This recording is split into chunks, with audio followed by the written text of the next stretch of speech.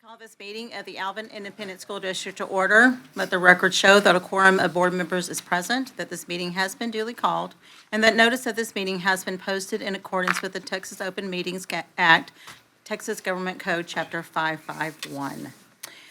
For the next item, after calling the meeting to order, is the invocation and pledge. Would you please rise and join Trustee Sweeney as she offers the invocation and remain standing for the pledge?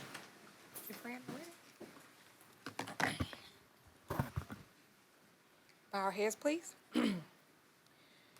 Heavenly Father, we come before you this evening with grateful hearts for the opportunity to serve our students, families, and our community. Thank you for entrusting us with the responsibility to make the decisions for the community that shape the future of our schools and our district. Grant us wisdom, clarity, and unity as we discuss the matters before us. Help us to listen with open minds, to speak with respect, and to lead with integrity and compassion. May every decision we make reflect fairness and be guided by what is best for the children that we serve. Bless our educators, our staff, and our students, and the safety, the strength, and success in all that they do. We ask for your guidance and your grace throughout this meeting and beyond today and forevermore. In your Son, Jesus' name, we pray. Amen. Amen. And we have two students that will help us with the pledge. Would you like to introduce yourself and tell them what school you're from? Hi, I'm Alani David, and I go to Nolan Ryan Junior High. Hi, my name is Ayana David, and I go to Shadow Creek High School. Okay. Will you please join us in the pledge? I pledge allegiance to the flag of the United States of America and to the republic for which it stands, one nation, under God, indivisible, with liberty and justice for all. And now for the Texas pledge. Honor the Texas flag.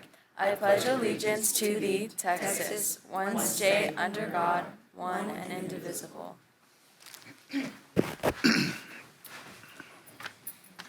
Thank you both for offering the pledges tonight. All right, the next item on the agenda is the superintendent's report. Hey, Board, so October is National Principals Month, and Alvin ISD, as you know, we have some of the best here in Alvin ISD.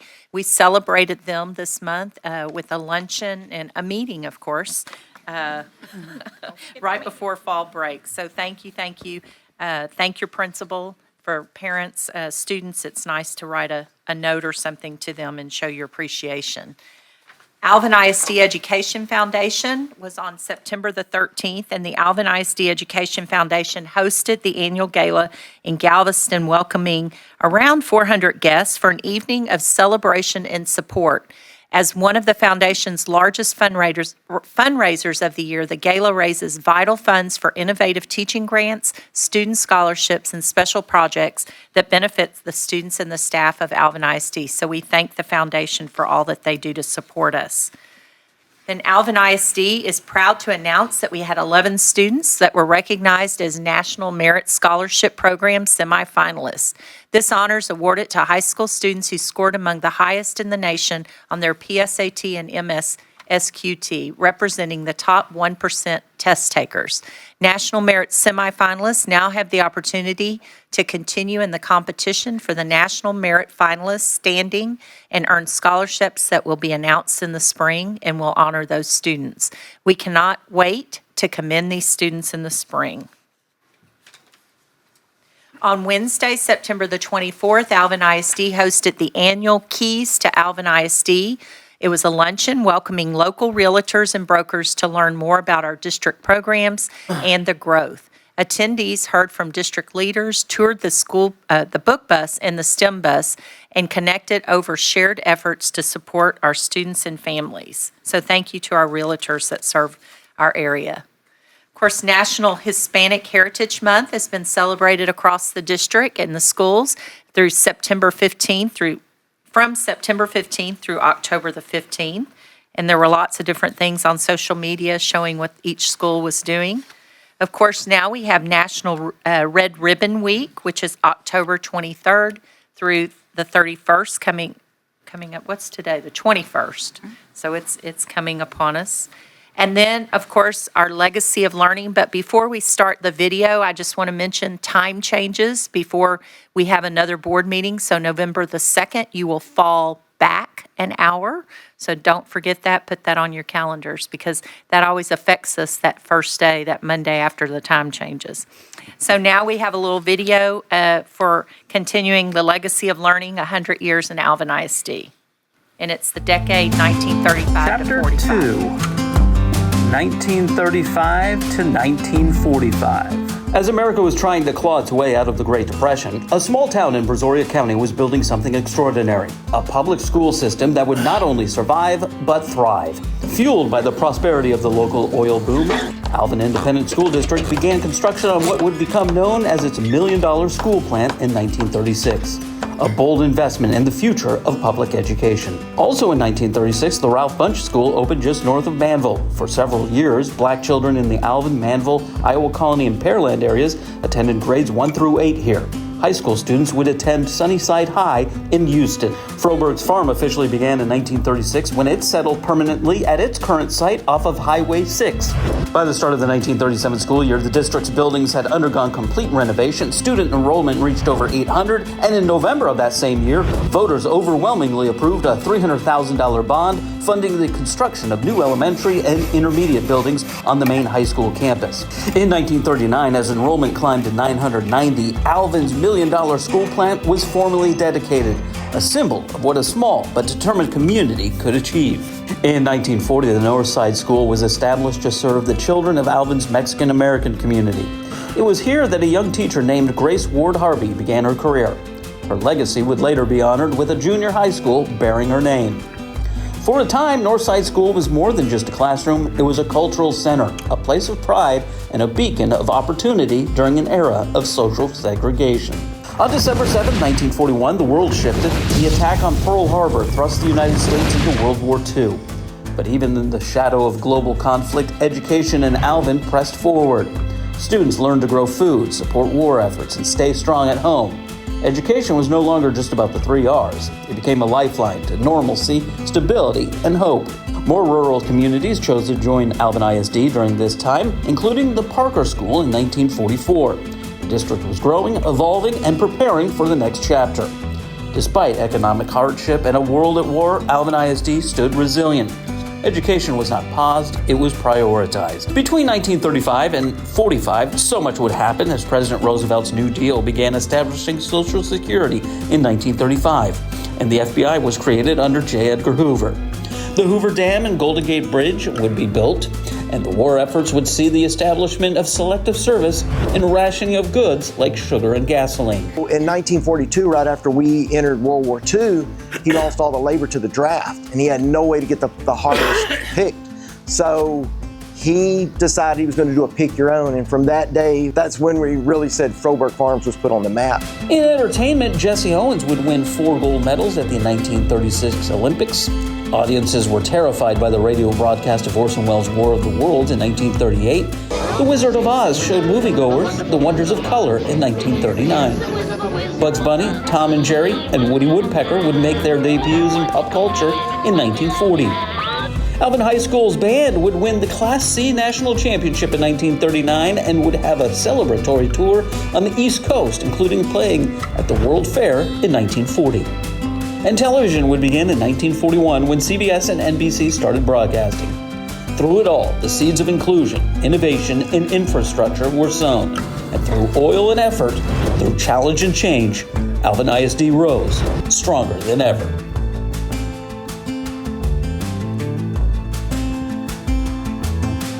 Again, thank you to Philip Jean, who puts those together for us. So great job, Phil. Thank you. Is that it? All right. The next on our agenda is commendations, and tonight trustees Garza and Humbird will distribute the commendations to students and faculty, I believe. Good evening, board and guests. We are very glad that you're here tonight, and we are going to start with some commendations for our students. So students, if I call your name, please come forward and accept your medal. So we're going to go ahead and start with the 2025 Scholastic Art and Writing Awards. Minty Pham of Shadow Creek High School has earned a silver medal for her piece, The Vitality of Departure, in the 2025 Scholastic Art and Writing Awards. Presented to fewer than 1% of submissions nationwide, these prestigious awards honored outstanding artistic and literary achievement. Pham is the first student from Shadow Creek High School to receive national recognition in the competition. So are you here, Minty? No, she's not here today. That will work. We will move right along, but great job to her.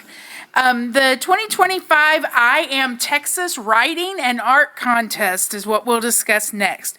Dylan Bradley of Caffey Junior High and Nathan Pounce of Rodeo Palms Junior High have been named finalists in the 2025 I Am Texas Writing and Art Contest, hosted by the Bryan Museum.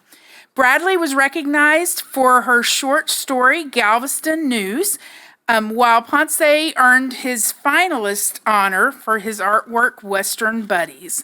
All contest finalists will have their work published in the I Am Texas Historian Journal and added to the Bryan Museum's permanent library collection.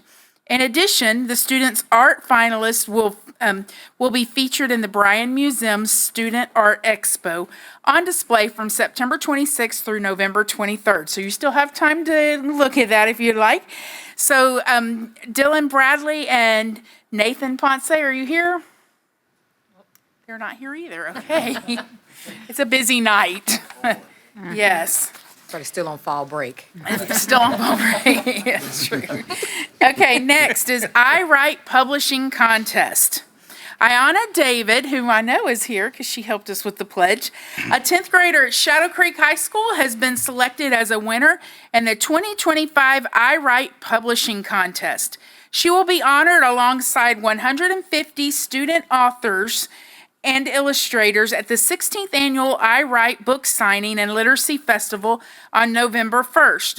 Her poem, Heroes Aren't Ordinary, will also be published in the 16th volume of the I Write Short Stories by Kids for Kids anthology. So Ayana David.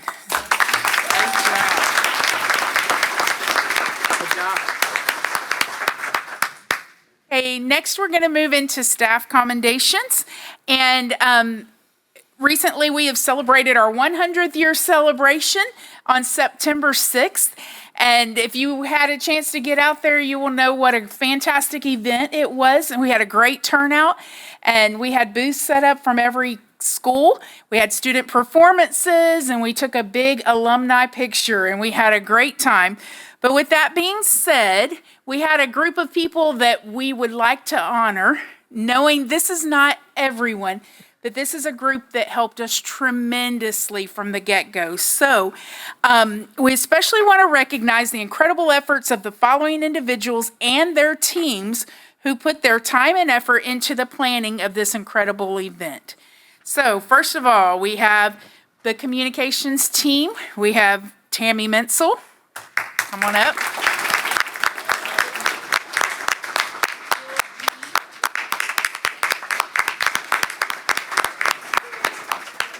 Blanchard. And Rachel and I were commended already for that. Yes. So, but I'm going to keep going. So that's part of the communications team. Next, we have Matt DeVoe.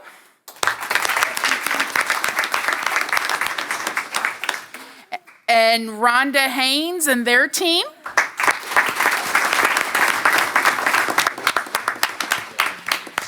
Our maintenance department. So Adiana Marquez. Pam Shimmick. Ed McCool. Juan Delatorre. These are our folks who work out at Heritage all the time. And next we have Mickey Dietrich. Kyle Mitchener and their team. They are purchasing and distribution. Next, we have the Alvin ISD Police Department, Sergeant Carrie Martin and Sergeant, I don't know if Carrie's here, but Sergeant Joel Fowl. And they're in the entire police department. They all were working very hard that day, so, and in preparation for it. Next, we have Lisa Savage and Bobby Mouse with our Fine Arts Department. And they helped organize all the entertainment. Bobby. Is Bobby here? I missed you. I did say your name, I'm sorry. It is Bobby. Bobby Mouse. Next, we have America Lieja. She's with our admin services, but she helped coordinate the food trucks for us. Yay. And then we have coaches Mike Bass, Carla Newsom, and Darren Andrus, and they helped us coordinate the facility. So these are your people that helped us tremendously with the 100th year celebration. So, Ms. Rives, can I just say that they represent their departments too? There were a lot of Yes. people within their departments that helped, but let's get a picture first and then I'll continue. Mr. Mouse, you want to stand behind? Stand up here.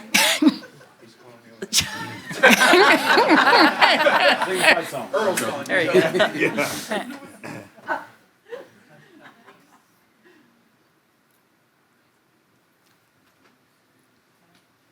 Yep. Okay. What I wanted to say was that these are the people that work behind the scenes all the time. They're there before we get there, setting everything up, and they're there cleaning up when we're Good leaving. job. And Thank you so so much. it's amazing because a lot of times, especially the staff out at Heritage, I'll see them and I'll say, what time did y'all get home or what time did you leave last night? Oh, about 1. And so you think of how many football games and how many band competitions and how many things we host, and they still show up the next day at work with a smile on their face. So thank you for all of you do. Fine arts, I always say you work out just as hard as a football team does. I mean, you're out there just, more, somebody said. Yep, But, yep. I mean, honestly, y'all do a fantastic job. Yes, they were. So thank you all again. Yes, thank you so much from the communications team to everyone that helped, because that was a great feat for us that day. Now we'd like to move on to our attendance commendation. We would like to commend Tammy Taylor and her dedicated team of attendance liaisons for their outstanding work in achieving the lowest number of dropouts in Alvin ISD history.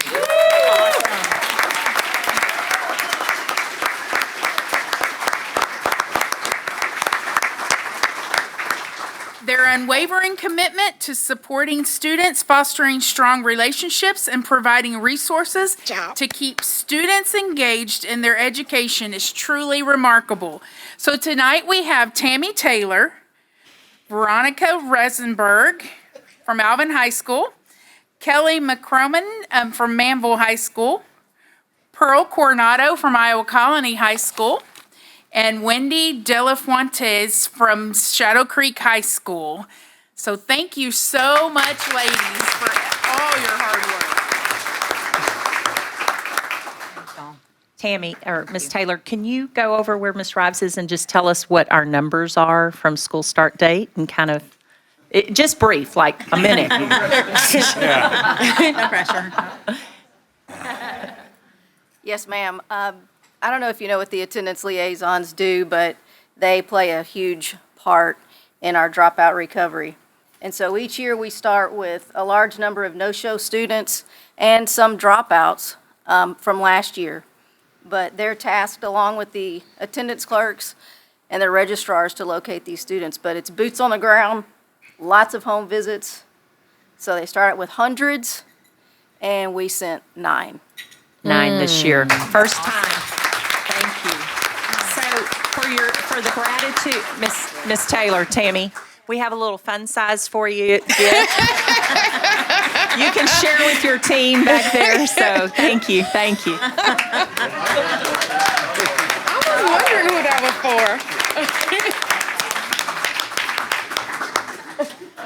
for. Boy, those sweets. Y'all certainly deserve them, so.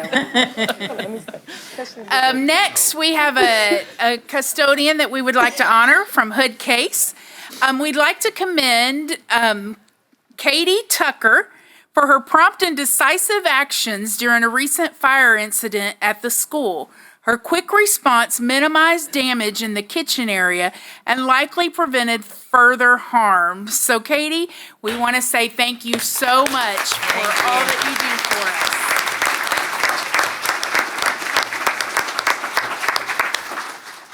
us. Thank you, Katie. Yes, thank you very much.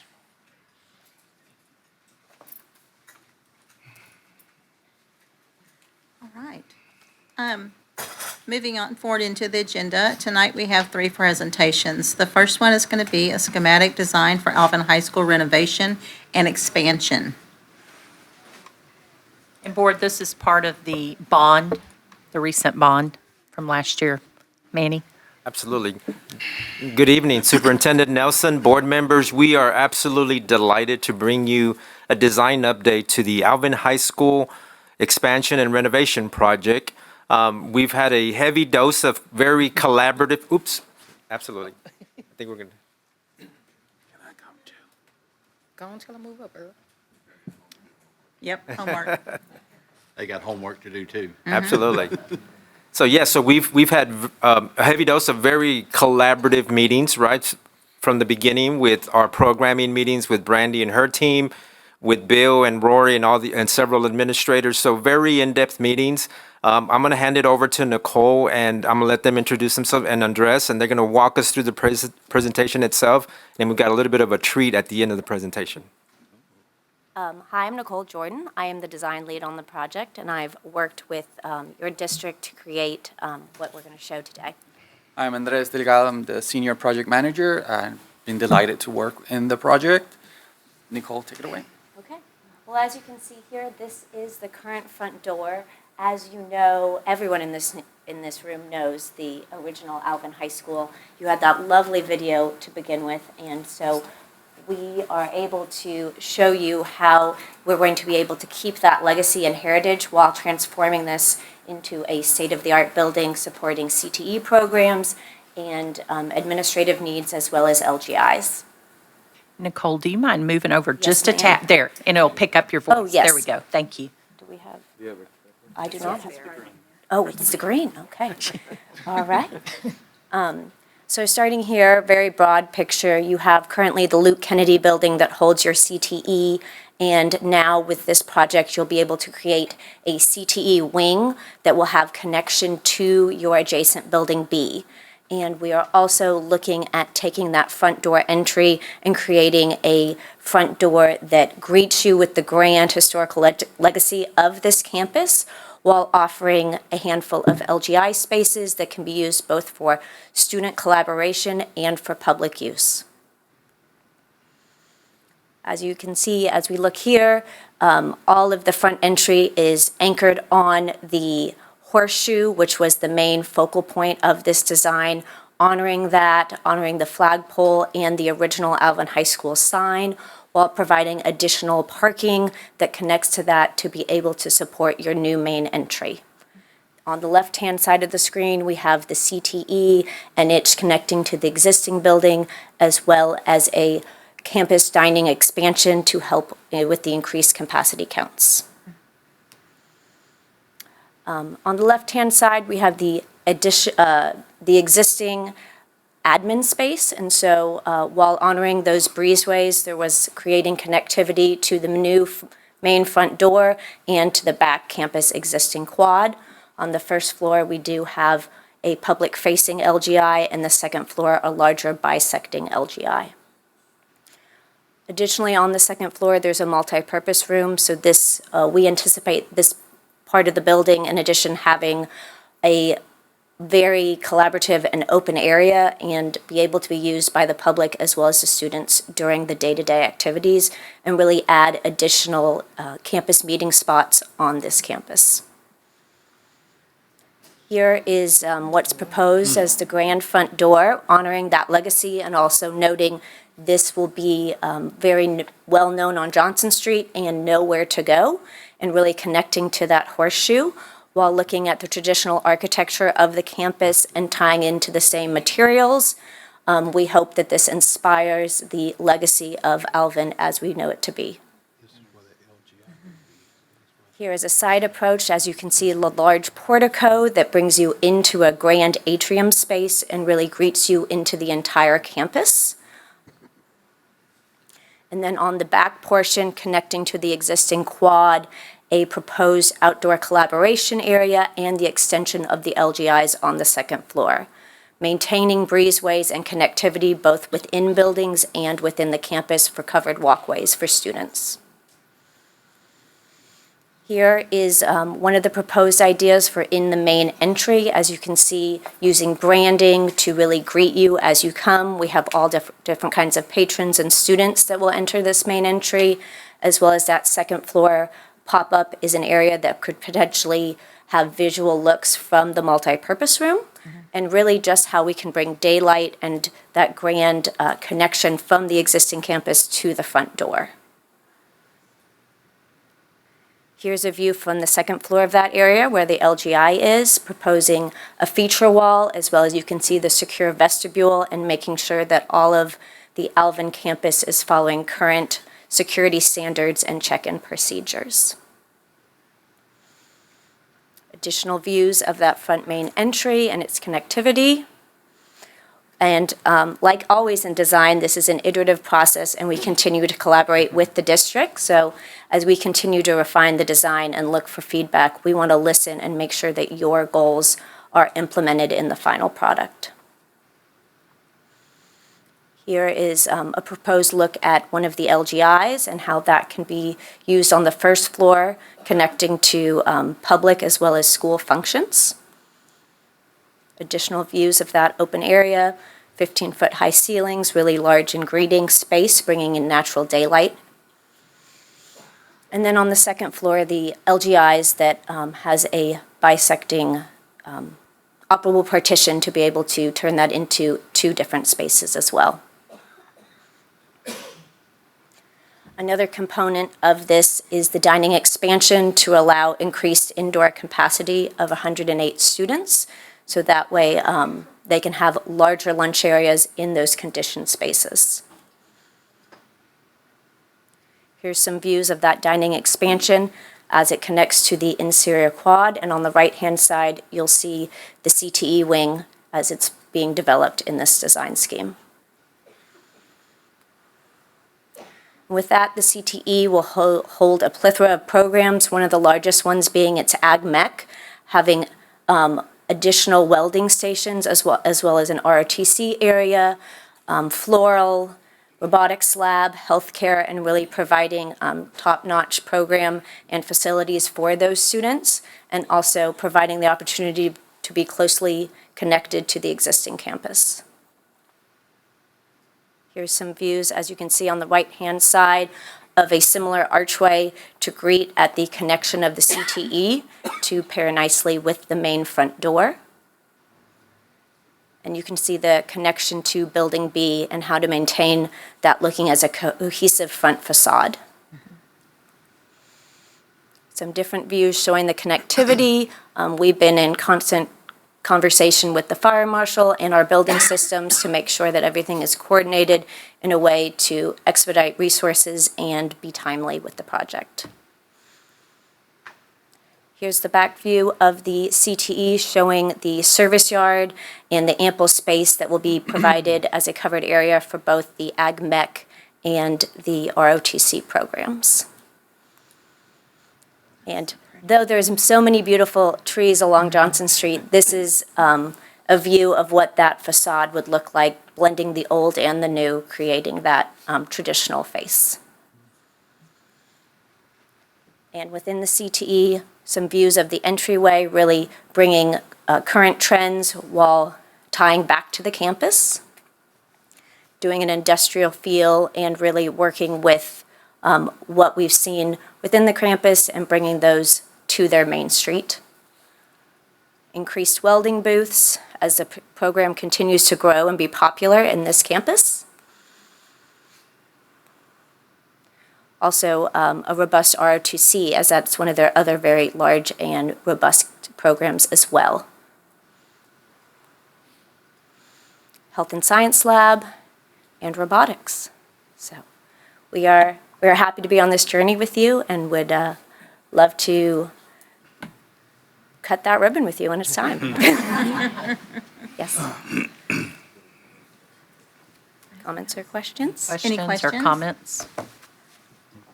I will say that on the committee, the plan that has been Dr. Brasenio, who was principal there for 7 years, Mr. Ford, who's the current principal, Ms. Johansson, our CTE executive director, Bill Van Wagner and his team, Rory, Ms. Peltier over academics. So we've had like a really good team to give different sets of eyes. And of course, Mr. Van Wagner's always saying, nope, how much is that going to cost us? Well, that's not going to work. Move that down a notch, so he's been there keeping a really tight look at expenses, right? And trying to be as responsible as we can with those dollars. So we appreciate all that Van Wagner does and the feedback that we've given PBK. They've been very responsive to everything that we've asked of them to make adjustments, so. We'd like to share a quick animation. Yes, please. All right.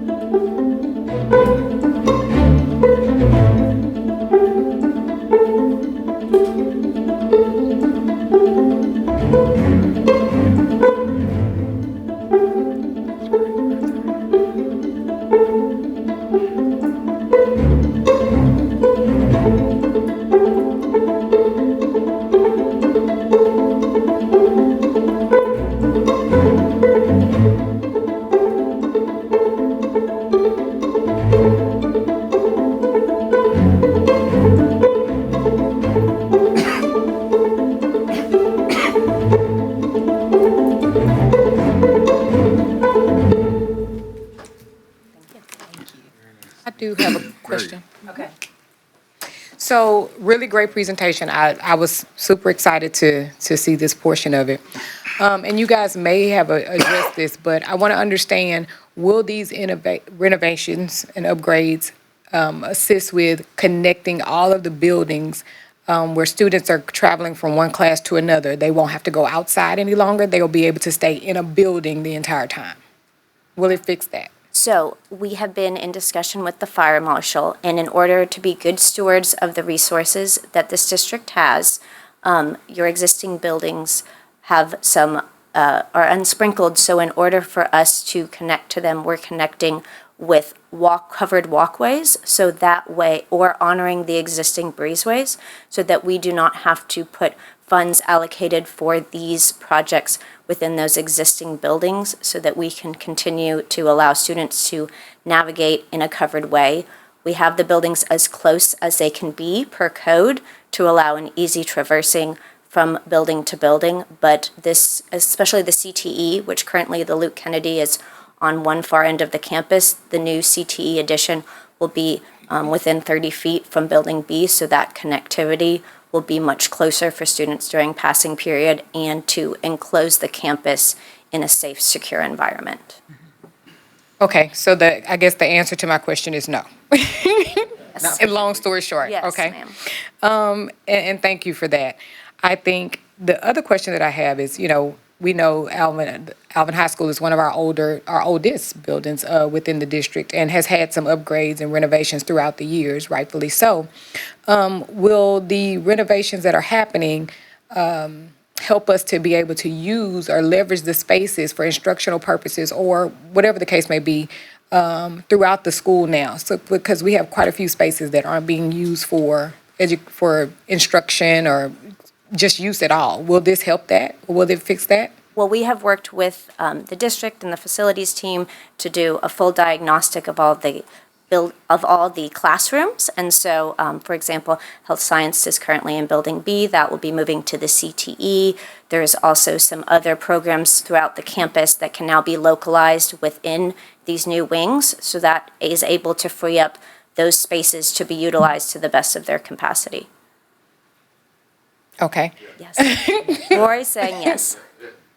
We're going into the spaces that haven't been used and retrofitting everything to make usable space throughout that, to the whole renovation project. Okay. So we're trying to eliminate dead space within the building. Awesome. And like potentially if there was any classrooms or areas that might be storage, those are able to move into actual programmed storage rooms, and those classrooms can be freed up for teaching and instructional space. Okay. And then I did hear you address, because another hot button topic was really the cafeteria area. So I'm excited about the expansion of the cafeteria area. And will that be within that same space that it's in right now as it relates to That will be the location? a direct addition on the Luke Kennedy side. And it will be able to feel like an extension of that dining area. Okay. Yes, ma'am. Awesome. Thank you.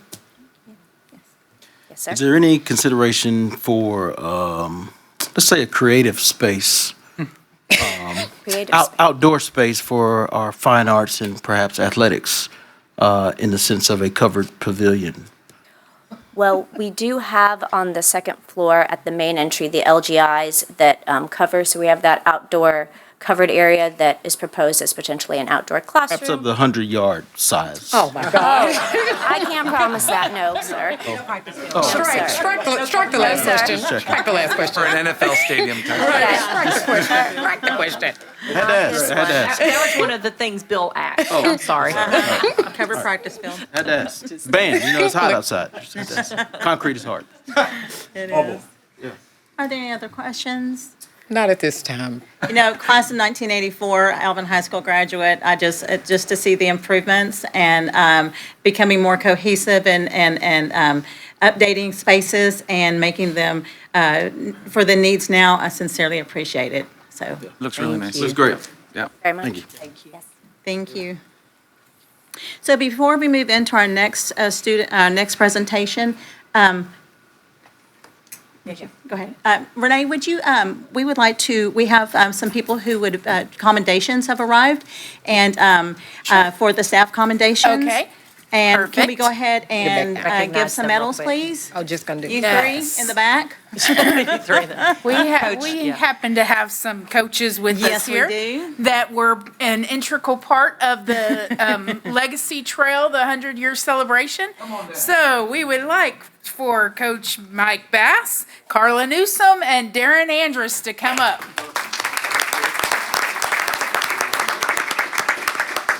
So again, I'll say that their department, I know the head coaches were out there that day helping, and so several coaches came out after their football meeting that morning and helped shuttle, especially our elderly people and our disabled people around so that they could take part in the festivities. So thank you all for, Yes, Thank they you. they We helped appreciate a all lot you of did. us. Thank you.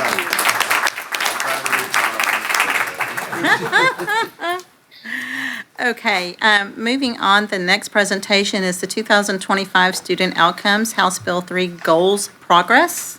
so board this evening, we have Mr. Brent Shaw and Dr. Aniqua Flowers, and they will provide the presentation on Alvin ISD's 2025 House Bill 3 goals.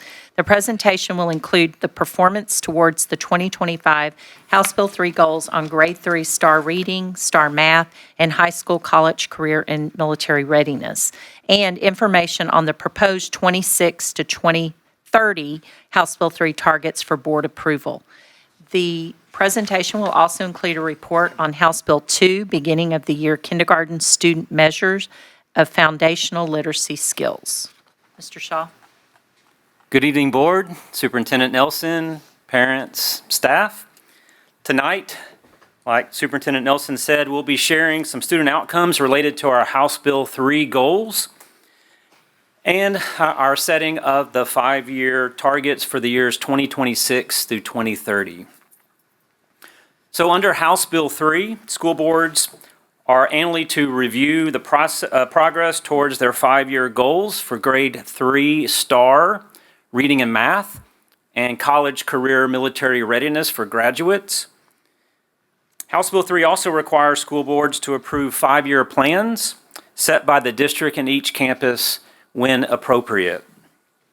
The STAR plans are required to include annual goals for growth, annual targets for student groups under the Closing the Gaps domain, and also professional development plans.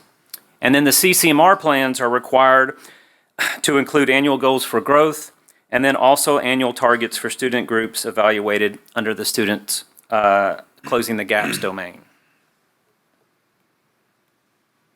So then looking at the evaluation, the district and each campus reviewed their 3rd grade STAR and CCMR student outcomes for 2025 to evaluate if the targets that they set for 2025 were met. The comprehensive 2025 House Bill 3 goals evaluation by campus was sent to the board last week in the board packet. The current 5-year plan was approved for 21 through 25, which expired last year. And so tonight, beside the presentation, we're also bringing you the 2026-2030 5-year plan for board approval. To set the targets for the 5-year plans, the 2025 STAR and CCMR performance was used as a baseline. Using that baseline data, the district and each campus set the goals for the next 5 years. For campuses that did not meet the current Domain 3 accountability targets, the interim and next interim targets were used as goals. So when looking at our 3rd grade STAR reading data, our student outcomes, here on the screen we do have our 21, 22, 23, and 24 3rd grade STAR meets and above. We also have the 2025 goal, and then the 2025 student performance. You'll see that we have the all students, we have the ethnicities, and then we also have each of the student programs. The cells highlighted in green show where the district met our 2025 goals, and the cells that are highlighted in orange show the ones that we did not meet in 2025. And looking at some reading key observations and looking at our data, data shows that meets and above on grade 3 STAR went from 41% in 2021 to 60% in 2025. Last year, one of the 2 ethnicities that missed the 25 targets, the Asian ethnicities, still improved compared to their 2024 results. All ethnicities and student groups in Alvin ISD increased by double digits during the 5 years of 21 through 25. But we do realize that some groups still have gaps to close, and that is a focus on our campuses this year. And then also looking at the data, increasing our special ed performance is a target on our campuses this year. So looking at our 5-year targets for reading grade 3 STAR, we have our baseline data. That's the 2025 data in that first row. And then below that, we do have the 26, 27, 28, 29, and 30 goal. It's listed by student ethnicity and then also our student groups. And then our overall goal for grade 3 STAR is to improve from 60% to 65% by June 2030. So to meet our 2026 goals, we do have a reading plan in place. This is the same plan that we went into great detail at our last board meeting in August for the student outcomes for the STAR results. We also gave you that information in the summer board packet. As far as our reading plan for RLA teachers, they're going to receive training in the RLA content in our curriculum previews,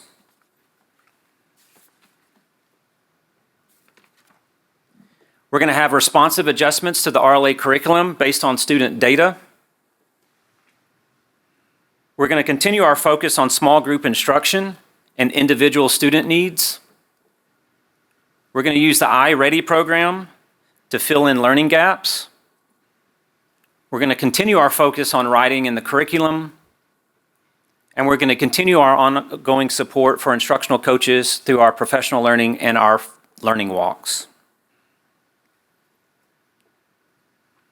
In looking at our grade 3 STAR math results, like the reading, you have the 21, 22, 23, and 24 performance at the meets and above.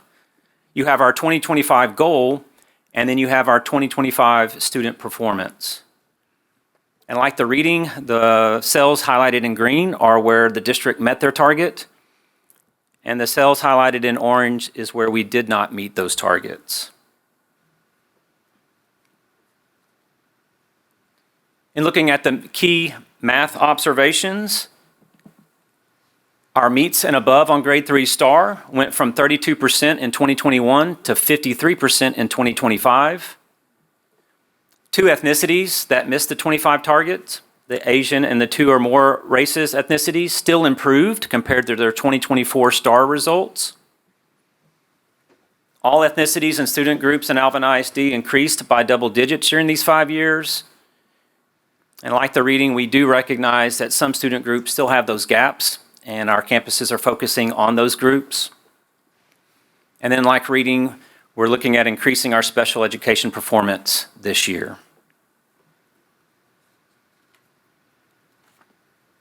In looking at our 5-year targets for 26 through 30, we have our baseline data from 2025, and then our goals for 26, 27, 28, 29, and 30 for our all students, ethnicities, and our student programs. And then our overall goal is to increase from 55% to 60% by June 2030. Similar to the reading, we do have a math plan to meet those 26 targets. In math, we're going to monitor and support the use of problem-solving models. We're going to focus in building mathematical capacity in teachers through professional learning and curriculum previews. We're going to prioritize small group instruction, Tier 1 instruction, and formative assessments. We're going to make responsive adjustments to curriculum based on student data. We're going to use our Imagine Math to support filling learning gaps. And then we're going to continue to give our instructional coaches support through our professional learning and learning walks. In looking forward, we do have some early childhood goal considerations. House Bill 8, which was recently passed by our legislators, made some significant changes to the state testing program and also to our accountability system. And those changes do go into effect in the 27-28 school year. The key changes is the replacement of the STAR assessment at grades 3 through 8 with the new assessment, the Student Success Tool. So now instead of students taking a end-of-year summative test, with the new Student Success Tool, they'll be taking the assessment at the beginning of the year, middle of the year, and end of the year. The big change as far as our accountability system is they will do an accountability refresh in 27-28. And so they will be making changes in some of the measures and then also some of the accountability calculations. So while we do not know exactly what impacts these changes will have on our student outcomes based on the new assessment, or what changes will be made at the state level to our House Bill 3 goal setting, but as information is released by the state, we will update the board accordingly. At this time, I'm going to turn it over to Dr. Aniqua Flowers, and she's going to go over our College Career Military Readiness House Bill 3 information. Y'all color coordinated. They We did. Right? Did you notice? We got to see his socks first. Shoes. Good evening, Board and Superintendent Nelson and all Alvin ISD stakeholders. I will be presenting the goals related to the college, career, and military readiness outcomes. As previously stated, House Bill 3 also mandates that school boards adopt 5-year goals for college, career, and military readiness, or CCMR. The plan is required to include annual growth goals under Domain 1, which is student achievement, and annual targets for each student subgroup under Domain 3, which is closing the gaps. Pictured here are the district CCMR goals that were set for 2025 and the student performance results for 2025. The results highlighted in green are the areas where the district did not meet the goal. And the results highlighted in red are the targets that the district did not meet the goal. I'm sorry, the green is where we did meet the goal. Here are some key observations that are related to this area. The current and former special education category missed the 2025 goal by 1 percentage point. Alvin ISD increased CCMR within the state calculation. This data includes graduates only, from 76% in 2024 to 81% in 2025. Alvin ISD also increased CCMR in the federal calculation. This data includes all 12th grade students, from 75% in 2024 to 80% in 2025. Since 2018, the district has increased CCMR by 32 percentage points. This slide depicts the CCMR 5-year targets for 2026 through 2030.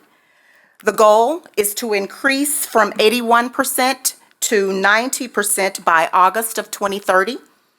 You will also notice the targets set for each ethnic and student subgroup based on trends from their previous performance. We would also like to share a few areas that we feel that we have implemented that we believe has contributed to the increase in our CCMR scores and will continue to aid in meeting our goals. The first is our counselors will meet and establish a plan with students, beginning with the freshman 4-year planning meetings. Also, our counselors will update Skyward, the custom form for all 11th and 12th grade students who have not met their CCMR requirement. A district-level committee, we call it the CCMR Brain Trust. It is comprised of associate principals and counselors. We meet to collaborate throughout the year to discuss strategies. We also discuss different tracking updates and ideas for implementation. We held our inaugural meeting in September, and the subsequent meetings will be held in November, January, and April. All 12th grade students who have not met the CCMR requirement will be enrolled in college prep English and/or math in the fall of each school year. And lastly, the CTE department is implementing the School Links platform for students in grades 7 through 12. School Links is a comprehensive platform that is designed to help school districts manage and improve their college, career, and military readiness outcomes. The platform is a central hub for students and their parents and educators. The goal is to streamline the entire post-secondary readiness planning process, as well as help school districts meet their accountability goals. There are also a few additions on the horizon for CCMR under the House Bill 8 authorization. The first is there was an update to the military readiness component of CCMR. Students who achieve a passing score on the ASVAB test, which is the Armed Services Vocational Aptitude Battery, and who successfully complete a Junior Reserve Officer Training Corps program will now be eligible to receive CCMR credit. That's huge. Secondly, TEA will continue to adjust and update the industry-based certification list. This list contains CTE courses that deem students eligible also to receive CCMR credit. So that concluded the requirement to share the House Bill 3 goals. We're also required to share our House Bill 2 information regarding the beginning of the year kindergarten reading assessment. All current kindergarten students are given the statewide kindergarten readiness assessment. This assessment is a measurement of vocabulary, letter names, and spelling. For kindergarten students to be considered on track, they must meet all 3 of those measures. The assessment is given within the first 30 days that a student enters kindergarten. They will be reassessed 2 additional times this school year. Beginning of the year data is used to determine where to begin instruction for each of those kinder students. This year's test was administered this fall of 2025. The data denotes that 56.1% of our English testers are indeed on track for kinder, and 68.2% of our bilingual testers are on track for kinder. This concludes the presentation of the Alvin ISD House Bill 3 goals for 2026 and beyond, as well as the House Bill 2 information regarding the beginning of the year kindergarten reading assessment.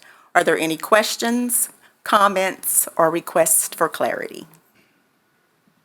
I have one.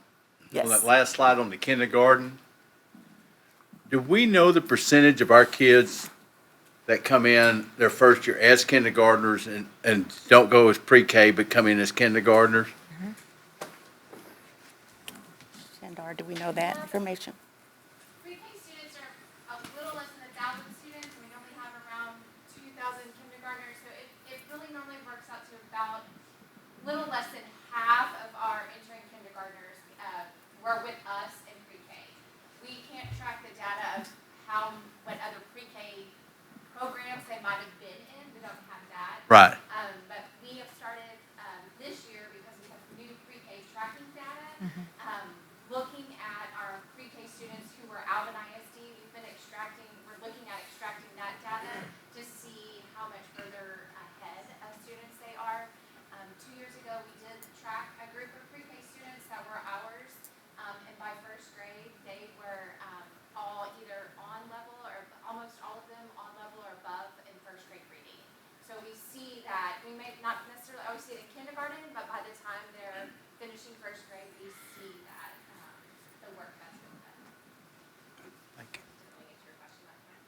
Your information? And can I add to that child development is so important. So it's not just about the literacy, it's about the development of the child. And having been or taught reading, there were kids that didn't read that first semester, and there wasn't anything wrong with them. They may have had a birthday in April or May or whatever, and the light bulb came on in the spring semester. So I think we're so quick to push kids and think something's wrong if they're not reading right off the bat. But we just have to remember the development of a child and what's appropriate for them. Does that make sense? Well, and when you look at that 56% of our English speakers are really almost where they're expected to be by the end of kindergarten. So our kiddos are very much on track where they need to be. They'll just have that same assessment a couple more times throughout the year. But we are already seeing growth in our kinder and first and second grade students this year over last year because of the things that we have in place and how we monitor that. Thank you. I just want to say thank you. This is tremendous. I mean, I know student learning has changed, particularly since I've been in this seat since 21, and with the challenges from the way we get assessed and what the state hands down to us, is kudos to you all and the teachers and everybody that is in charge of these kids and what you have to deal with on a day-to-day basis. That 32% increase since 2018 is huge, and I think one good thing, the cell phone ban, I think we're going to see tremendous strides in these next Yes. 5 to 6 years with learning without the distractions in the classroom. So kudos to everybody on this improvement. Thank you. Thank you for the opportunity. Thank you. I Thank you. have a quick question. Yes. When I was looking at some of the goals last week and even this week, I asked myself, are we playing it safe or are we being aggressive or bold, if you would? And so looking at, let's say, one that I brought up, the third grade math goals. And anytime we have a goal that half of our kids are successful, I always think about the other half. Or even if the goal is 60% would reach, I have to think about the 40% that didn't. And so are we being as aggressive as we can? Because when we look at the math goal, I'll look at a subplot for black students. Now, personal privilege, I have a few of them at home in my own house. And it says the goal for a black kid in third grade math is 50%. But the goal for an Asian kid is 87%.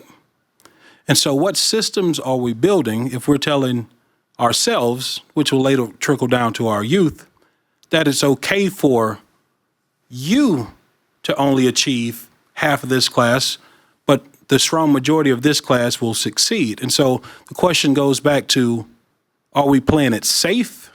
Are we challenging our kids and challenging our educators, but ultimately, are we challenging ourselves as instructional leaders to find a way to win the day for our kids? And so are we playing it safe?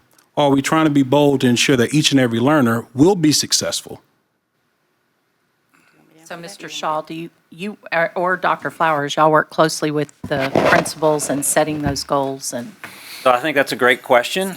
I think that's a great question for TEA as well. Because when you look at Domain 3 and you look at the targets that the state has set, you will look and see that Asian population does have a very high expectation, whereas Hispanic, African American has about half of what is expected of the Asian population. And so their answer, of course, is they're looking at trends, not only in the state, but national trends. So I think as far as your question, are we playing it safe or are we being aggressive? I think we take any student where they're at, regardless of what ethnicity they are, and we are meeting those needs as we are able to. As far as the numbers that are listed in here, we're also going back on historical data. I will tell you, at least for the next 2 years, as far as being aggressive or being conservative, the next 2 years, we can pretty much hold true to some of the targets that we're setting, because in 27, 28 is when we have a new test.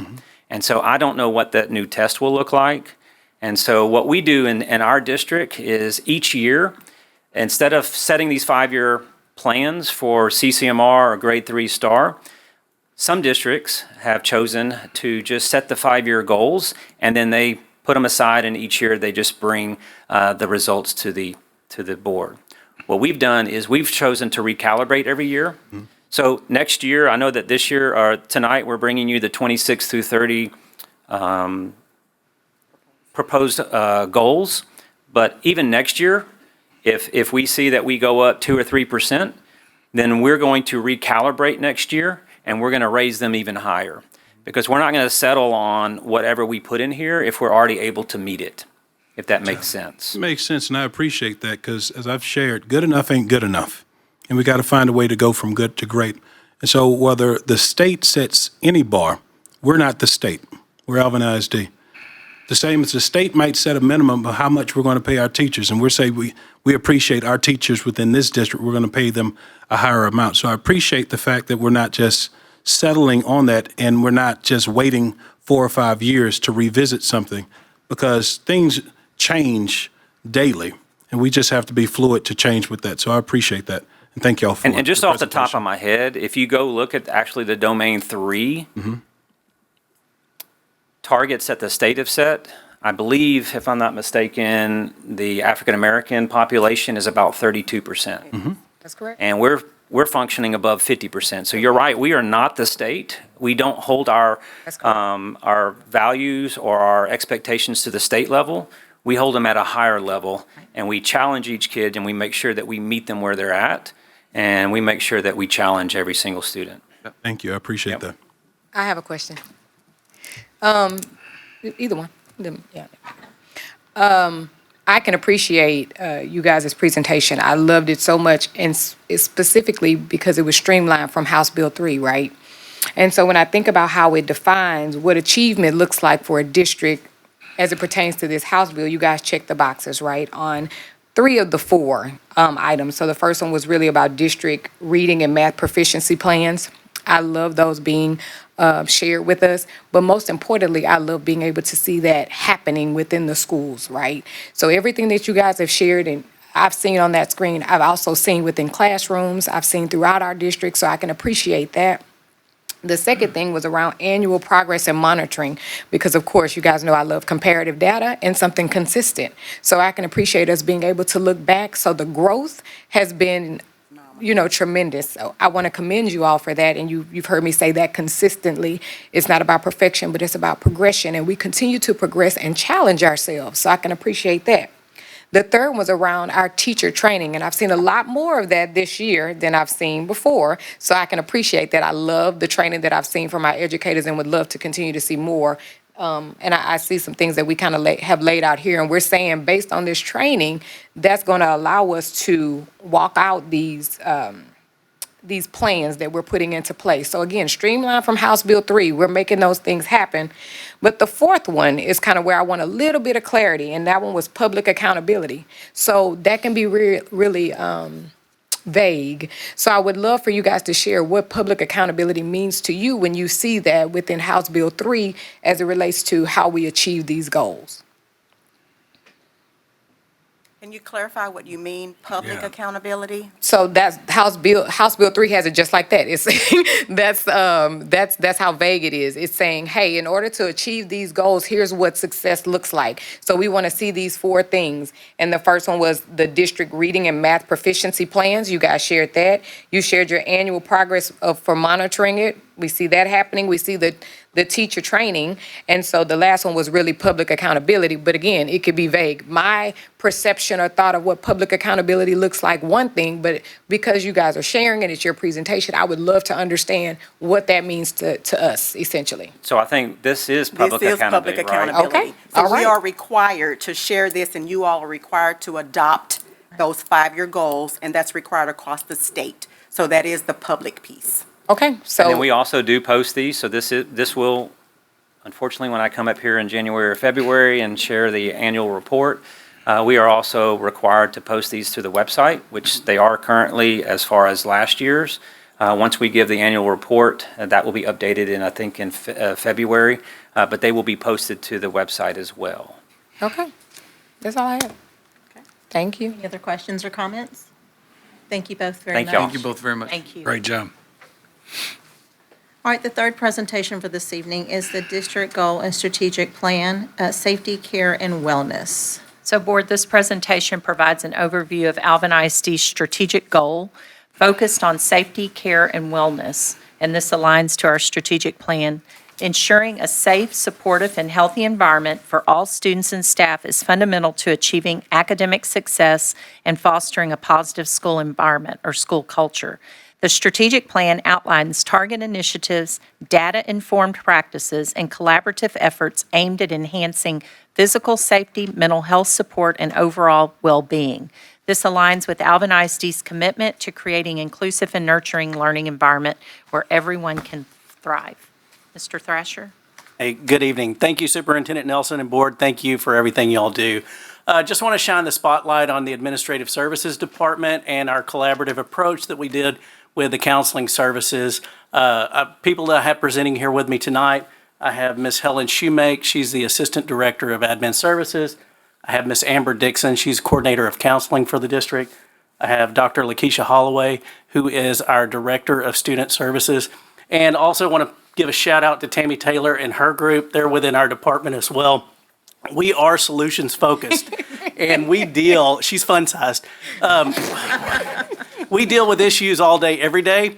And it's good for us to be able to share with y'all some of the things that we do. We tackled this domain 4 on the strategic plan and safety care and wellness. Ms. Devon Ruiz is also with us in our department, and she is our director of safety. So I'm going to turn it over to them and let them, the experts in the field, tell y'all a little bit about what we have been doing and what we plan to do in the future.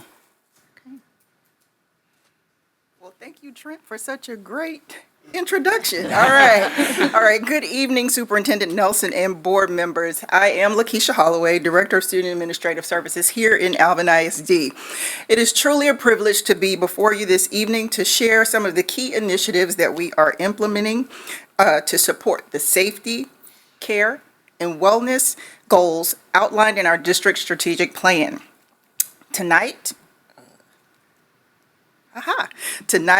we will focus on two key strategies. Strategy 4.1, addressing the ever-changing needs surrounding safety.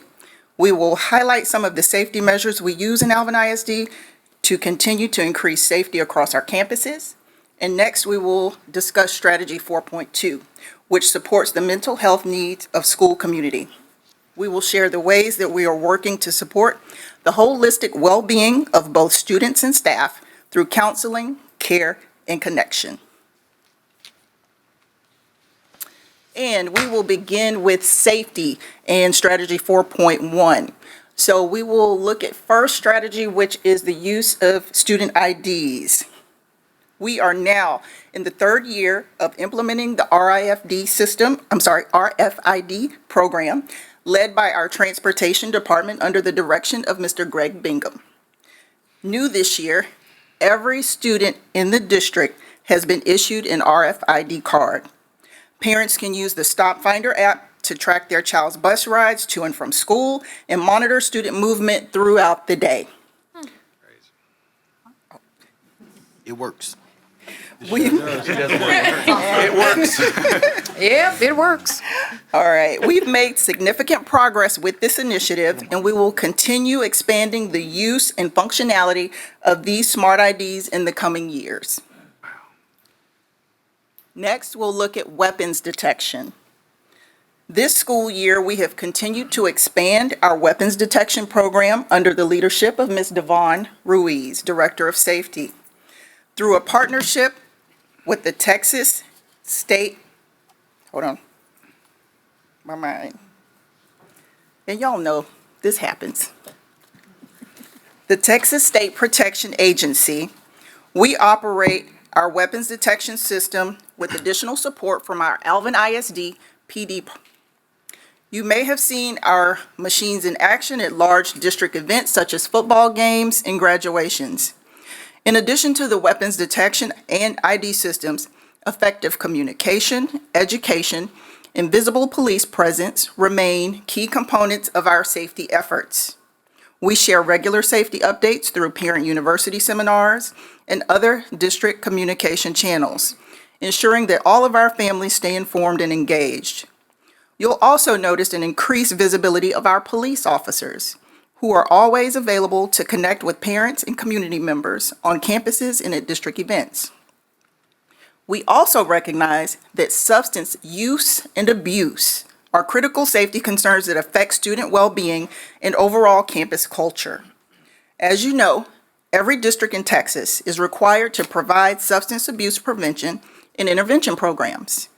With October being a key month of awareness, I'd like to now invite Helen Shoemake to share how Alvin ISD is taking a comprehensive and proactive approach to supporting our students in this area. Helen?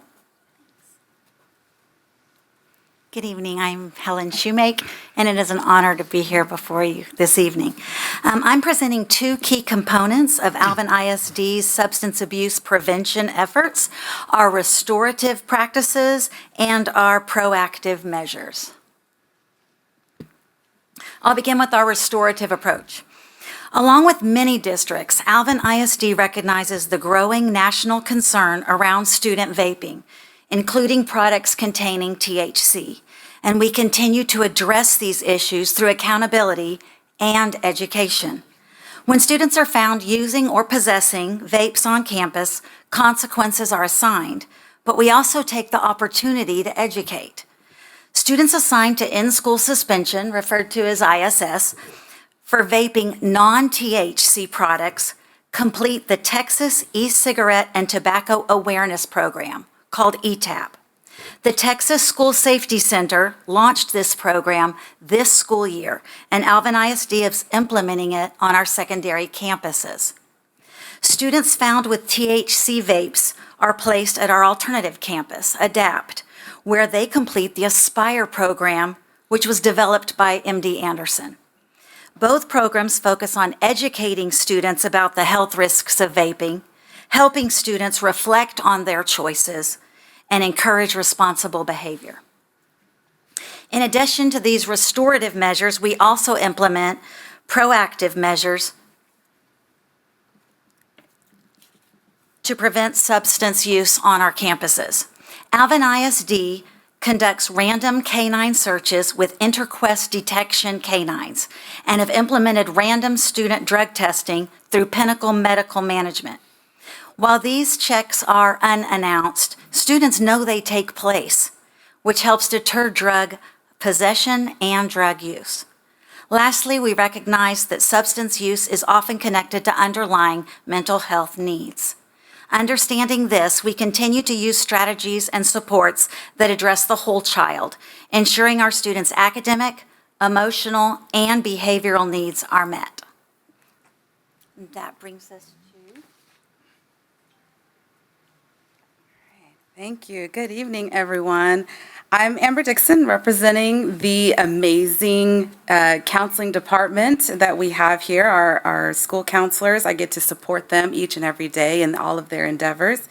So as part of our ongoing commitment to supporting students and as part of our role as school counselors, we work with students toward personal skill building, making healthy choices, and teaching awareness. So we're very involved in educating all students on topics related to personal health, safety, and decision-making. October is a standout month for awareness and prevention education. So during this time, we recognize both Fentanyl Awareness and Red Ribbon Week. Governor Abbott designated October 12th through 18th as Fentanyl Awareness Week in the state of Texas. Our district's fall break fell at that time, so our secondary campuses are actively engaging in fentanyl awareness activities throughout the month as it fits within their campus schedules. They're using a variety of resources to promote fentanyl awareness, things like lunchtime table visits, classroom presentations, and visual messaging around campus. Red Ribbon Week, which is nationally observed from October 23rd through 31st, is a campaign that promotes drug-free lifestyles and healthy decision-making. Our campuses celebrate this awareness during the week of October 27th. Throughout the week, students engage in age-appropriate experiences and discussions that encourage positive choices. This time also allows campuses to reinforce supportive messages around wellness, safety, and prevention. So in addition to these efforts, we recognize that impacting student learning and personal development is a collective effort. In alignment with the district's strategic plan 4.2.1, we have provided campus staff with tools to identify and respond to the needs of our students at the beginning of each school year. At the beginning of each school year, teachers are provided grief and trauma-informed training to refresh their skills in student engagement and relationship building in the classroom. I feel like I skipped something. Sorry. Social and emotional learning can be thought of as character development and personal skill building. We are proud to provide the Character Strong curriculum as a resource to our schools. This social emotional learning curriculum helps students develop emotion regulation, compassion, purpose, healthy habits, and teamwork. This curriculum also has sessions focused on personal health and safety, which are required by our state and crucial for our children to learn. Our classroom teachers and support staff members deliver these sessions each week, making SEL a part of the classroom and learning environment. Our school counselors are leaders on each campus, facilitating and coordinating these implementation efforts. Our school counselors play a vital role in supporting students' personal development and emotional and mental well-being. Looking through the many ways counselors support campuses, their primary focus is on student well-being. Whether they're offering one-on-one guidance, leading small group sessions, or responding to urgent needs, they continue to be integral to the culture of belonging and safety on our campuses. To extend our support beyond the school walls, our department also works to build community capacity in well-being and social emotional learning. We offer opportunities for families to better understand mental health and how to support students at home.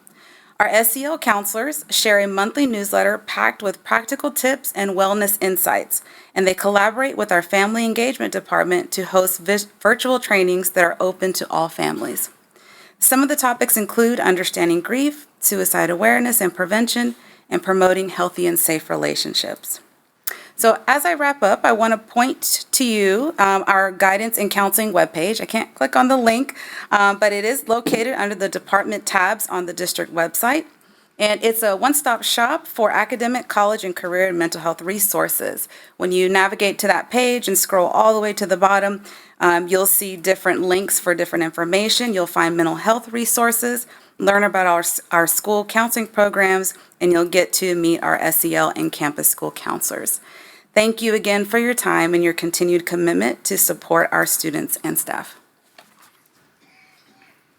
Great, thank you, Amber. So all of these initiatives that were just shared with you reflect the many ways that we work to support students and staff in the areas of safety, care, and wellness. We often receive questions from, our community members that say, what does Alvin ISD do to educate the community about these topics? Or can parents get involved? Well, there are several opportunities for this to occur. First, let's talk about CRAZE. CRAZE stands for the Civilian Response to Active Shooter Events. So let's put the board on notice real quick.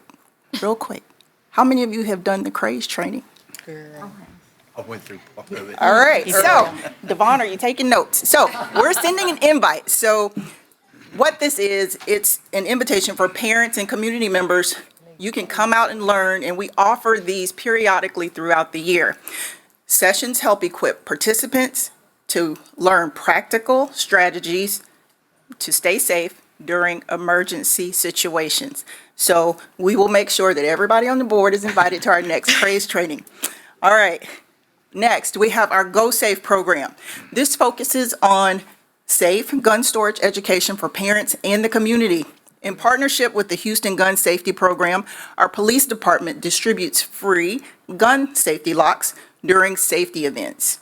Additionally, anytime that our officers go out to conduct welfare checks and they observe the fact that a firearm is not securely stored, they provide gun locks to those parents, along with information on how to properly store your guns at home. Our police department also engages in a variety of community outreach activities, including in safety checks, threat assessment, wellness visits, and assisting campus administrators with residency verifications and truancy matters. They also host events such as Bicycle Rodeo, Blue Santa, Shop with the Cop, and Coffee with the Cops. All of these things strengthen relationships with families and local law enforcement programs while promoting community-wide safety. These three that I just mentioned are driven by our AISD PD under the leadership of Chief Putnell. These programs are pivotal in ensuring the safety and security of our students and their families. Parents also have the opportunity to participate in one of our many district advisory committees. For example, we have the School Health Advisory Committee, or SHAC. This committee is responsible for maintaining the district's wellness plan and reviewing proposed health and wellness curricula for our schools. All right. Now, this was just a small sampling for you of how we are actively working to keep our schools safe for all students. While there is no single solution to ensuring safety, we continue to explore new programs and strategies to strengthen communication and emphasize the importance of safety, care, and wellness across Alvin ISD. Earlier, we had students up here being commended for all types of programs and wonderful things. I call that the glamorous part of education. Well, the things that we do, not so glamorous. However, each of these initiatives align with our overarching goals of creating a safe, supportive, and engaging learning environment for each student every day. And now I'd just like to say thank you for the opportunity. And if you have any questions or comments. Any questions or comments from the board? I do have a question. It's for Mrs. Shoemake. Just around the THC, right? We know that's a really popular topic, as you mentioned, throughout the United States within the schooling system, right? But most importantly and near and dear to my heart is that we do provide educational services for these individuals. So the first part of my question is, do we offer anything for the parents or providers of those children at that time, any educational services for them as well? Actually, the courses that we offer, both of them, the one in ISS that Texas State just came out with, the Texas Safety Center, the one they just came out with actually has a whole bunch of courses. And that is something that we talked about with our APs when we were talking about adding, because they just came out with that course this year. And so with our campus behavior coordinators, we did talk about the fact when they're meeting with the parents, because they have to have the meeting before they go, to adapt or wherever, and to mention that those are available. And there are even courses on there that y'all could go to today and just take. There's some you just have to give them an email address and a login, and you're in. And there's a whole bunch of courses they're offering now. And I even think I saw one about fentanyl, which is also a big topic.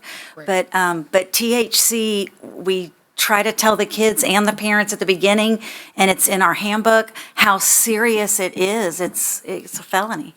And so it's scary. I was going to jump in real quick. We've had a partnership with Bakota, which is a Bay Area, I forget what the acronym is, but basically they offer services to families. And so a lot of times our counselors and/or admin services will give them the resources for outside agencies that will work with families for whatever the issue may be, if it's drugs or. Yeah, it's just not a requirement for them to come back to be out of ADAPT or ISS though, right? They don't have to complete the course in order to go back into regular instruction? The students do, yes. But the parent does not, okay? And then the second part of that is, are we tracking, I'm not asking you to share the number, but are we tracking the repeatability of individuals who are caught with THC and having to take that course? So if you're taking the course, you're going to ADAPT, and how many of those students are going back? Yes, we'll know how many go to ADAPT and if they go back to ADAPT. And it also changes the length of time that they're there and what the expectations are of them. So yes. Awesome, that was gonna be my next thing. Are there different, expectations if this is a quote-unquote repeat offender or things of that nature? Recidivism rates are low, but Okay. it does happen. Okay, thank you. Thank you.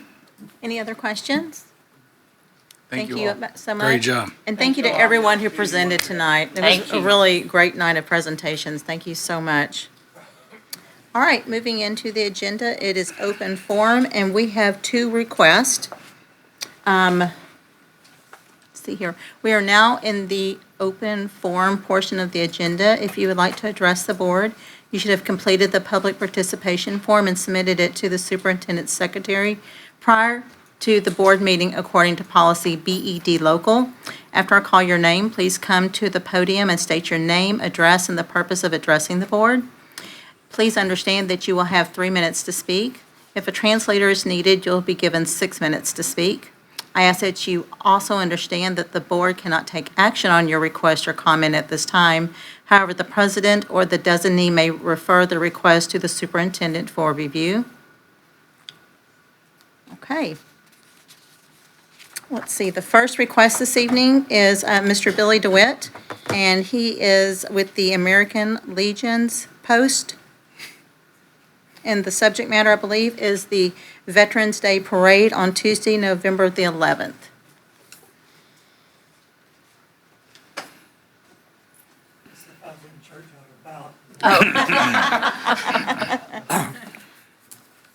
My name's Billy DeWitt, proud graduate of Alvin Elementary School, Alvin Junior High School, and Alvin High School on May the 30th, 1951. Wow. And still here. I'm with the American Legion, and on the Veterans Day, the 11th of November, we're going to have a parade and a big program.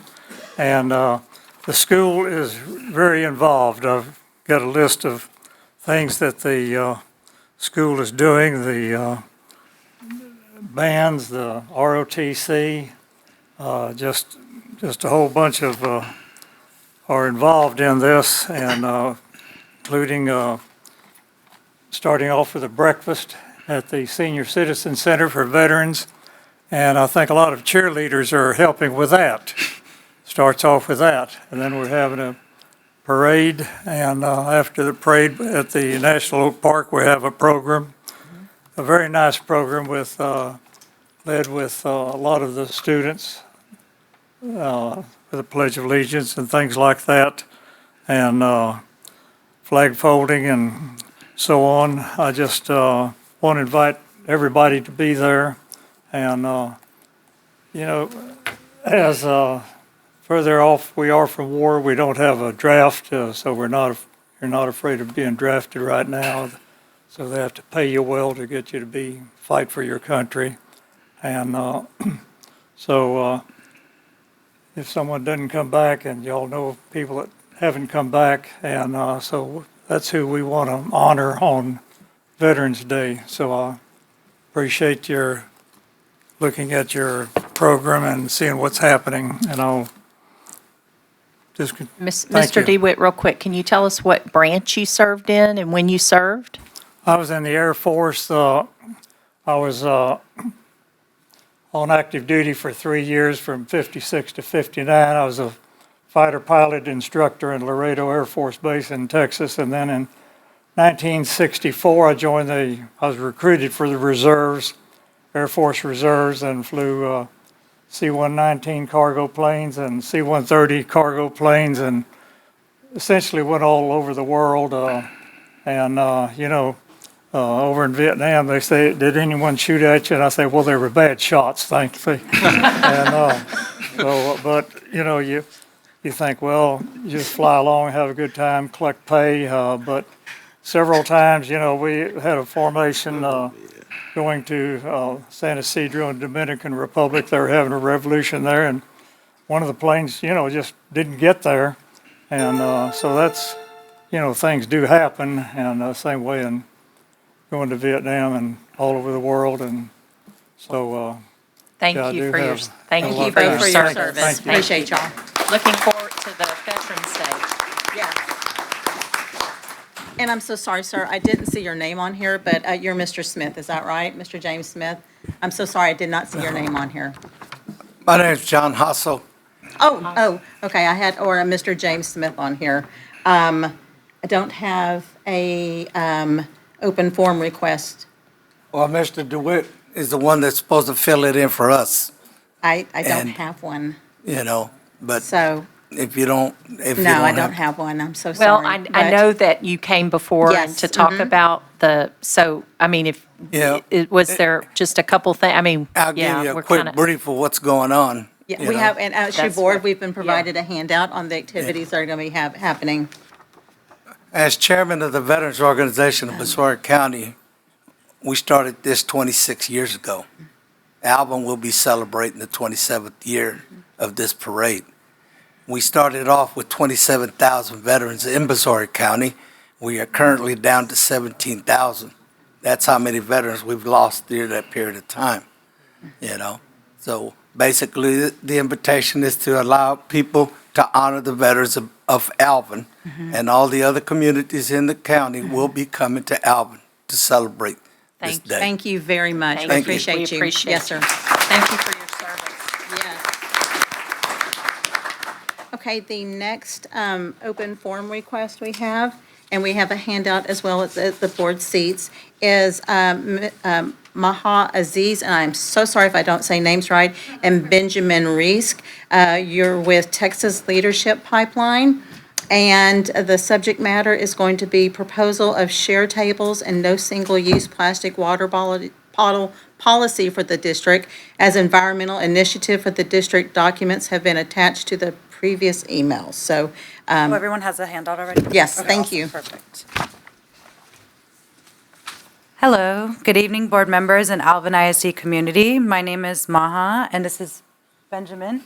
We are here on behalf of Texas Leadership Pipeline, an organization that helps women and young people get involved in local government and policy. We're participating in a fellowship with the organization where we're spearheading environmental initiatives at the local level, and we'd like to present 2 easy-to-implement and cost-effective ideas for Alvin ISD that can educate students on environmental causes and reduce Alvin ISD's environmental impact.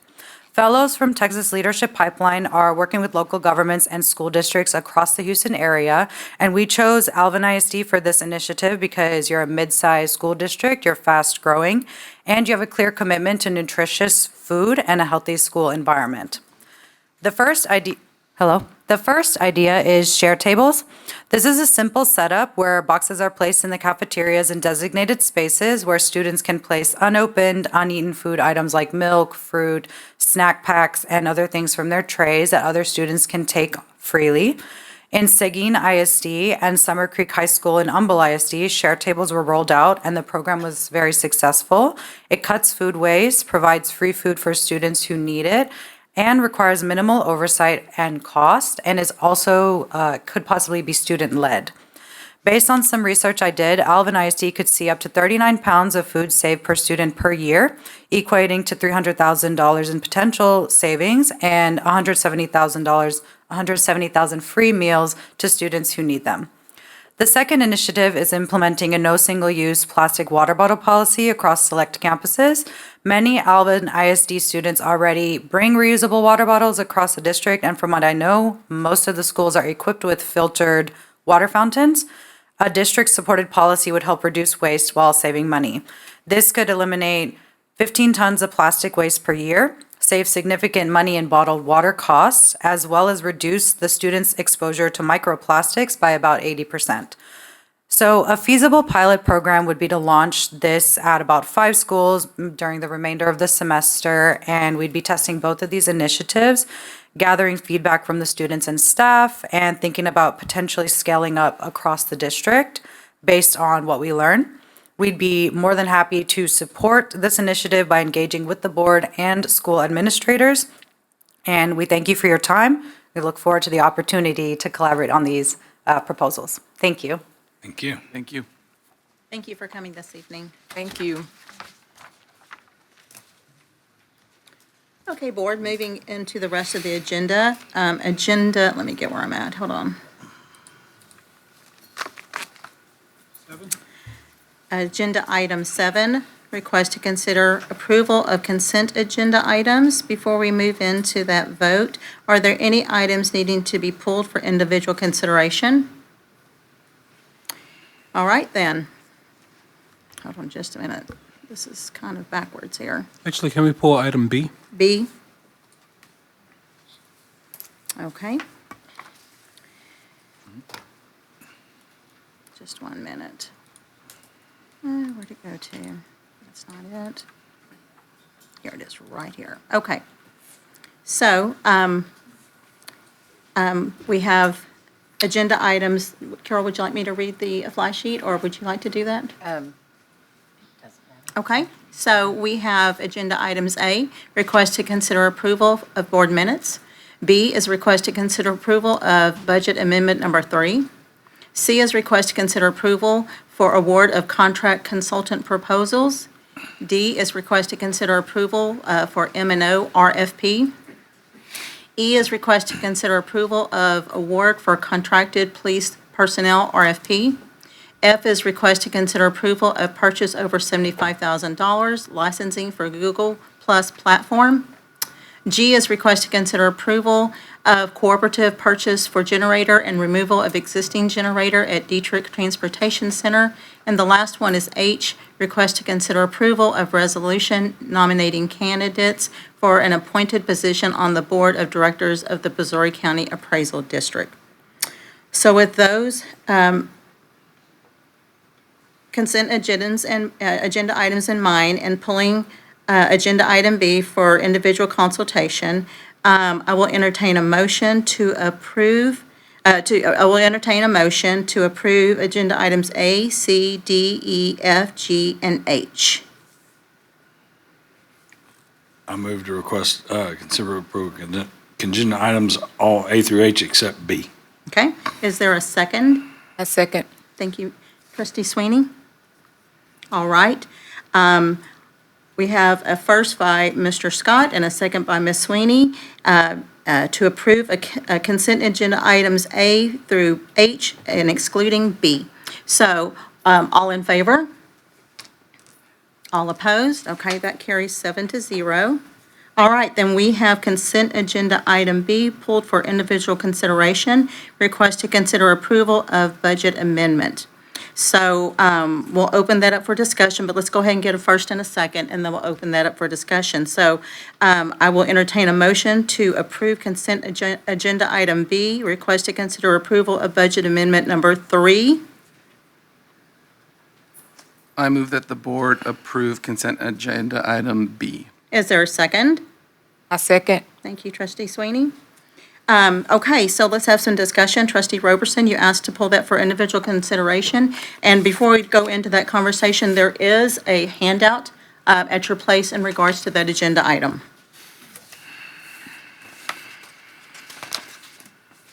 And there was narrative in the weekly, I believe, last week or the week before. I don't want to get into too much of this, but it says it's a request for increase by function, and it's about over $4 million. The question is, where is the money coming from? I know it's tied to House Bill 2 as well as the 88th legislative session, but what is the pool of the funding source? Correct. But Dr. Combs, do you want to respond to that? Sure. This Yeah. is revenue that has been discussed with the board during the budget workshops. It's basically the culmination of state revenue and local revenue that's at the discretion of the board to expend as you see fit. Follow-up question, how much more do we have? I'm not sure necessarily how to answer that. Well, this is over 4 million, so do we still have a pool that has 5, 6, 12 million left in case we need to come back at a future time? The board does have it at its discretion the opportunity to allocate additional expenditures. There's a finite amount of revenue the district will receive inside of this fiscal year. Part of what we do when we bring budget amendments to you is to make sure that we let the board know where these will fit within the anticipated year-end allocation and expenditures. And so at the coming board meeting, you'll see the results of our financial audit from the last fiscal year. And so part of that is we understand that there's historicals when the board approves a budget. For this year, you've approved a $391 million operating budget. If you look historically, because we certainly budget mindful of where we anticipate revenue to come in, you'll see that the full amount of the allocated budget from the board won't be spent. And so that's just the nature of prudent management from our department leaders. That is a function of vacancies that occur throughout the year, departmentally, campuses, instructionally.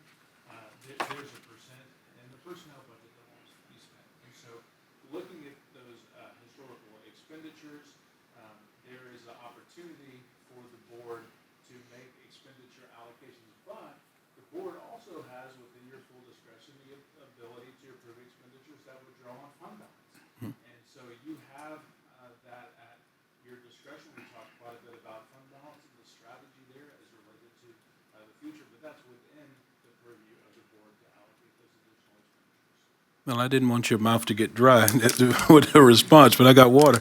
But if we want to come back and allocate an additional $4 million at a later time, do we have money to do so? So can I jump in real quick? Because if you recall during budgeting process, we prioritized. So we had like level 1, level 2, level 3. So really kind of what we bring back at times are that level priority 2 that departments have asked for, or level 3, or sometimes we have an emergency, like a chiller will go out. And so to say we have a certain amount of money, I don't think would be wise on our part. We budget for that, and we look at, and the departments will then meet with us and say, look, we really need these buses now. We can't wait for the grant to come in. So we may come back to the board with Budget Amendment 3 or Budget Amendment 6 and say, we need to go ahead and purchase these buses because they have them in inventory and we don't want to wait. Or where right now the board had asked us to look into the one-to-one initiative, which we've had a committee doing that. So we'll be bringing some recommendations. Once Ms. Brown has been doing a lot with that with the committee, we'll bring a recommendation to the board. I don't know if it'll be in the fall or the spring, and that's to the tune of $5 to $6 million. So to say just a specific amount that we would have, we definitely have a plan that we have like priority 2, priority 3, and our department leaders are sitting out there because Ms. Savage knows from Fine Arts, every year we go back and forth, go back and scale it down because we want to bring propose a balanced budget each year. But then as the dollars come in, both federal and state-wise, we're able to do more. And so I think with this last legislative session, we were still trying to prepare our budget without even knowing what the state was going to do. And so do we have dollars? Yes. Are they earmarked or dedicated to certain projects or requests that our departments? Yes. So not just money to come up and say we want to spend this, but one of the things we are looking at is the one-to-one initiative. All right. For the purpose of the question, I'll take it overall as a yes, as an answer. I was really asking for AJ because I was going to see if we can get that bubble for Alvin moving forward. But with that, I call for the previous question. Thank you. So to reiterate, we do have a first by Mr. Garza and a second by Ms. Sweeney to approve consent agenda items, not to approve, but as motions to consent agenda items B, request to consider approval of Budget Amendment 3. We've had discussion, and so it's time to vote. All in favor of this, approving this a consent agenda item? Okay, 7-0 with no opposed. Thank you very much. Moving on to the agenda, the request to consider approval of the amended District of Innovation Local Plan is our next item. Okay, so board, let me get to that on my computer. With the recent legislation in District of Innovation Local Plan, we are able to update it by House Bill 1842, which was passed during the 84th legislative session. It provided opportunity for Texas public school districts to pursue the designation of District of Innovation. This allows local school districts to obtain exemptions from certain provisions of the Texas Education Code, thus providing more flexibility to school districts and local control. The current local innovation plan has been in place since March of 2022 and will expire in March of 2027. Alvin ISD's District of Innovation Plan may be amended within those 5 years to modify and add exemptions to the District of Innovation designation. The district's Education Improvement Committee, what we refer to as our DEIC, reviewed the amended plan on October the 6th, 2025, and voted unanimously to accept the amendments as presented. The amendments include in the District Innovation Local Plan grievance policy, which would continue with current local policy. Instructional plans and course syllabus will continue with current policy, and library materials will continue with current local policy. Updated language for teacher certification would be adding pre-K, pre-kindergarten teachers to the list of teachers that cannot be exempt from certifications.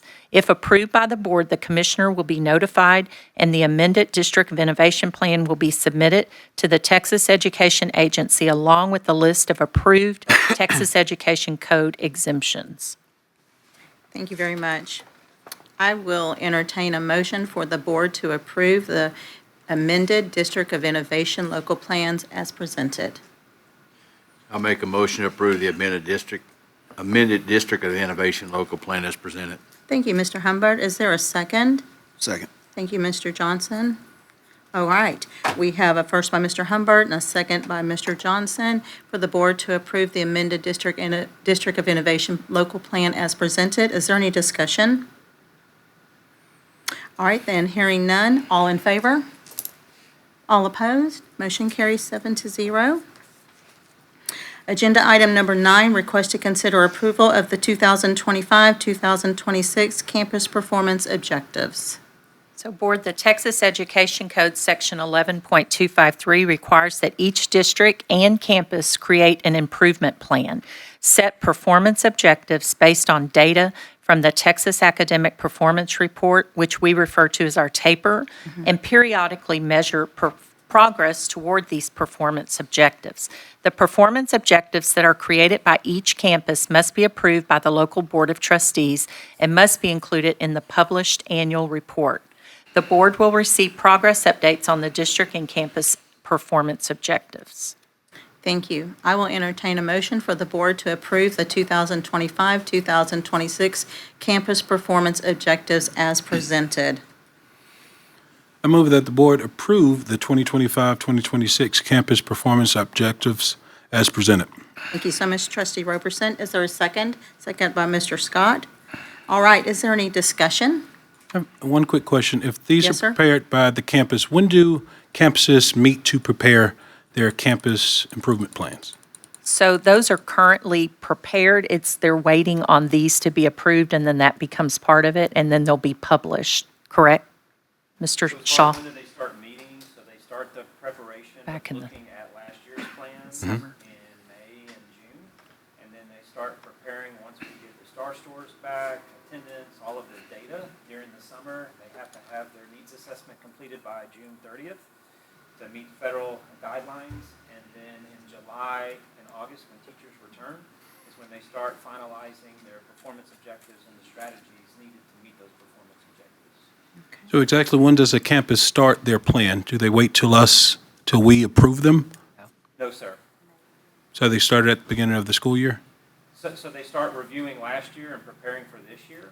No, when they set their goals for the 25-26 year, when does a campus start moving towards that goal? Yes, so they start, and some of us having done plans before, we start right away, day one, or during the summer, and actually, but a campus improvement plan as the district is a working document, so you could go back and adjust it. Let's say the board said no, they didn't want to approve it.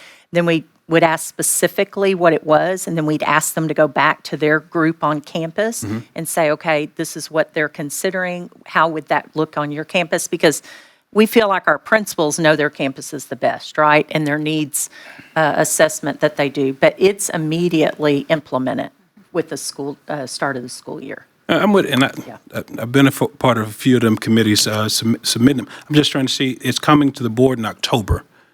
But if we started it in August, we've had 2 board meetings, so I'd hate to get to this point and we say, well, no, this school hasn't had a distinction in math in 3 years, but more of the focus is on reading. They might want to go back and increase the math goal. But they've already started the year, you've already did your in-service and all those things. So I was just questioning, when do they go forward? When does the campus share it with their staff and hope that it's implemented without waiting on us? But Already shared that with them, and so they're just, really, this is more the formality portion of. so we're the last ones to the party. Well, so you don't really approve the plan, you approve the performance objectives for the plan that are part of that plan.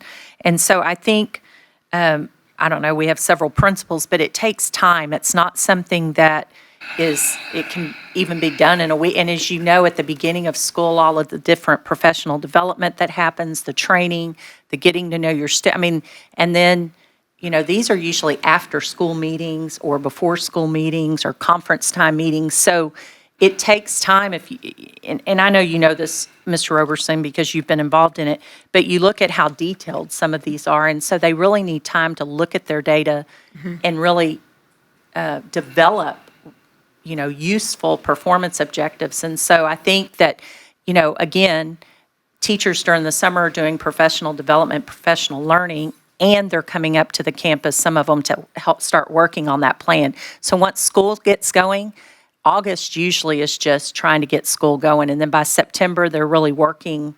And so it's just it takes development time to really come to develop these. And I think with the time that they've been given, the data that they've been able to disaggregate, this is the best that they know for their campus. As we say, principals know their campuses better than anyone outside of a campus, so I'm good with that.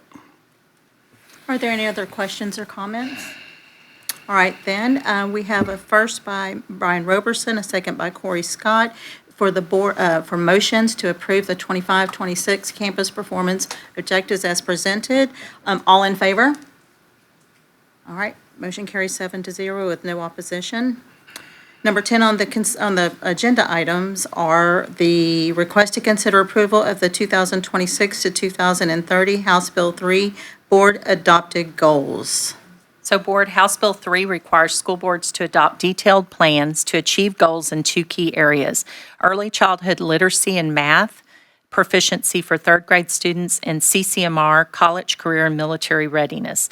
The district and each campus are required to set specific, quantifiable annual goals in these areas for 5 years. The early childhood plans are required to include annual goals for student growth on third grade math and reading STAR, annual targets for students in each group evaluated under Closing the Gaps domain, and targeted professional development for classroom teachers. The CCMR plans are required to include annual goals for student growth on CCMR readiness, indicators evaluated under the student achievement domain, and annual targets for students in each group evaluated under Closing the Gaps domain. The board will receive progress updates on the House Bill 3 board goals and quarterly reports. Thank you very much. I will entertain a motion for the board to approve the 2026 to 2030 House Bill 3 Board Adopted Goals as presented. I move that the board approve the 2025 through 2030 House Bill 3 Board Adopted Goals. Thank you, Trustee Sweeney. Is there a second? Second. Thank you, Mr. Roberson. Just a minute, write that down. Okay, so we have a first by Ms. Sweeney and a second by Mr. Roberson for the board to approve the 2026-2030 House Bill goals. Is there any discussion?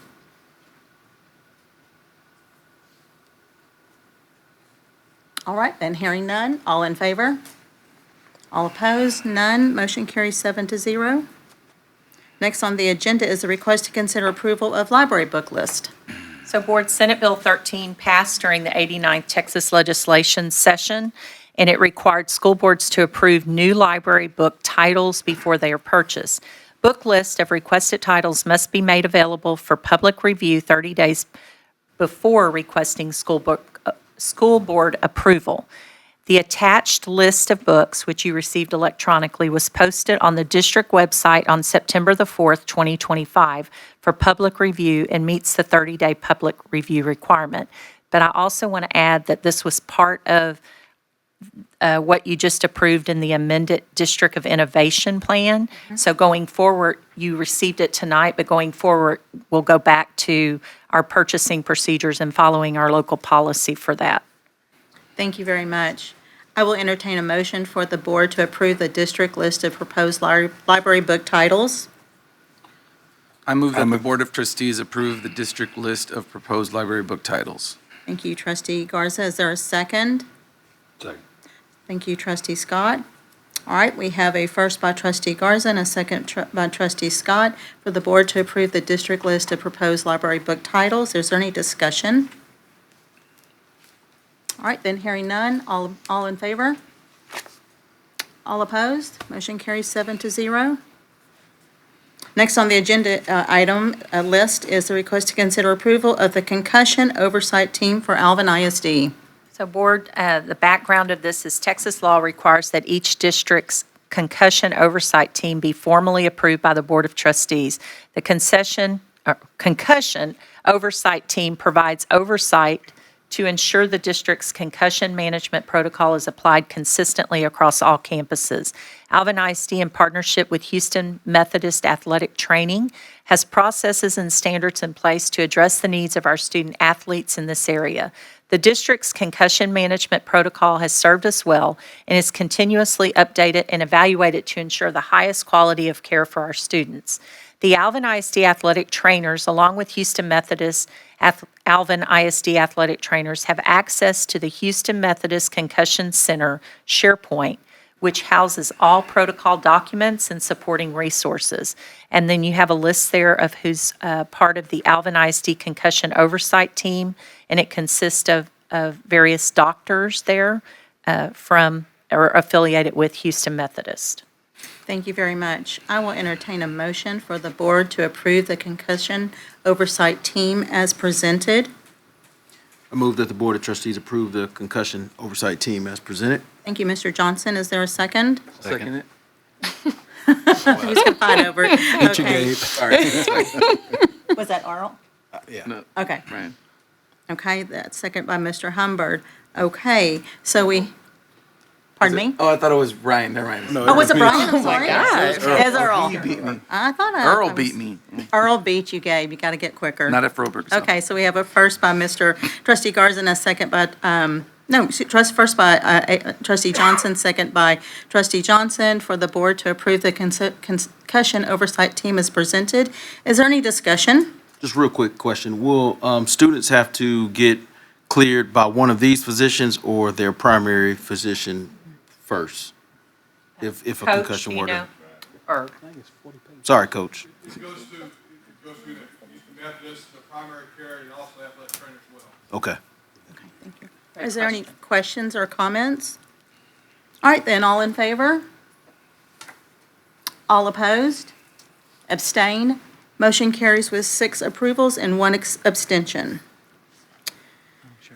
Next on the agenda is a request to consider approval to dedicate water, storm, and sanitary sewer usage easements to MUD number 83 to serve the future elementary site and the Valencia development. So Board, the Municipal Utility District, as we refer to as MUD number 83, has requested utility easements from Alvin ISD in which to locate water, storm, and sanitary sewer lines that will serve future development of an elementary school site in the Valencia development. These easements total approximately .8879 acres located along the northern border of the school site and include a water line easement consisting of approximately 0.0275 acres, a storm sewer easement consisting of approximately 0.2890, and a sanitary sewer easement consisting of approximately 0.5714 acres. Attached for your review is a site plan. All right, thank you very much. I will entertain a motion for the trustees to grant the dedication of these easements listed above and authorize Alvin ISD administration to execute the final documents. I move that the Board of Trustees grant the dedication of these easements listed above and authorize Alvin ISD administration to execute the final documents. Thank you, Mr. Johnson. Is there a second? I'll second that. Okay, Mr. Garza, sorry. Trustee Sweeney down there, I think I heard you, but I think okay. he's got his A game on now. I see. I'm like, man, any buzzers. All right, so we have a first by Trustee Johnson and a second by Trustee Garza for the Board of Trustees to grant the dedication of these easements as listed above and authorize Alvin ISD administration to execute the final documents. All in favor? All opposed? Motion carries 7-0. Next on the agenda is the request to consider approval of award of contract for construction of elementary school 23. So Board, on September the 16th, 2025, competitive sealed proposals from 5 general contractors were received by Alvin ISD's Construction Service Department and Stantec Architects for construction of elementary school number 23. The contractors' proposals have been ranked using evaluation criteria as prescribed in the project specifications consistent with the approved CSP process. Of the contractors who met the evaluation criteria, Drymala Construction Company's proposed fee offers the best value to the district for this project. Thank you very much. I will entertain a motion for the board to consider and approve a contract award to Drymala Construction Company for the not-to-exceed sum of $32,475,000 and delegate authority to the superintendent or her designee to negotiate and execute a contract for construction. I move the board approve and award a contract for construction of elementary school number 23 to Drywall Construction. Thank you very much. Trustee Scott, is there a second? A second. Thank you, Trustee Sweeney.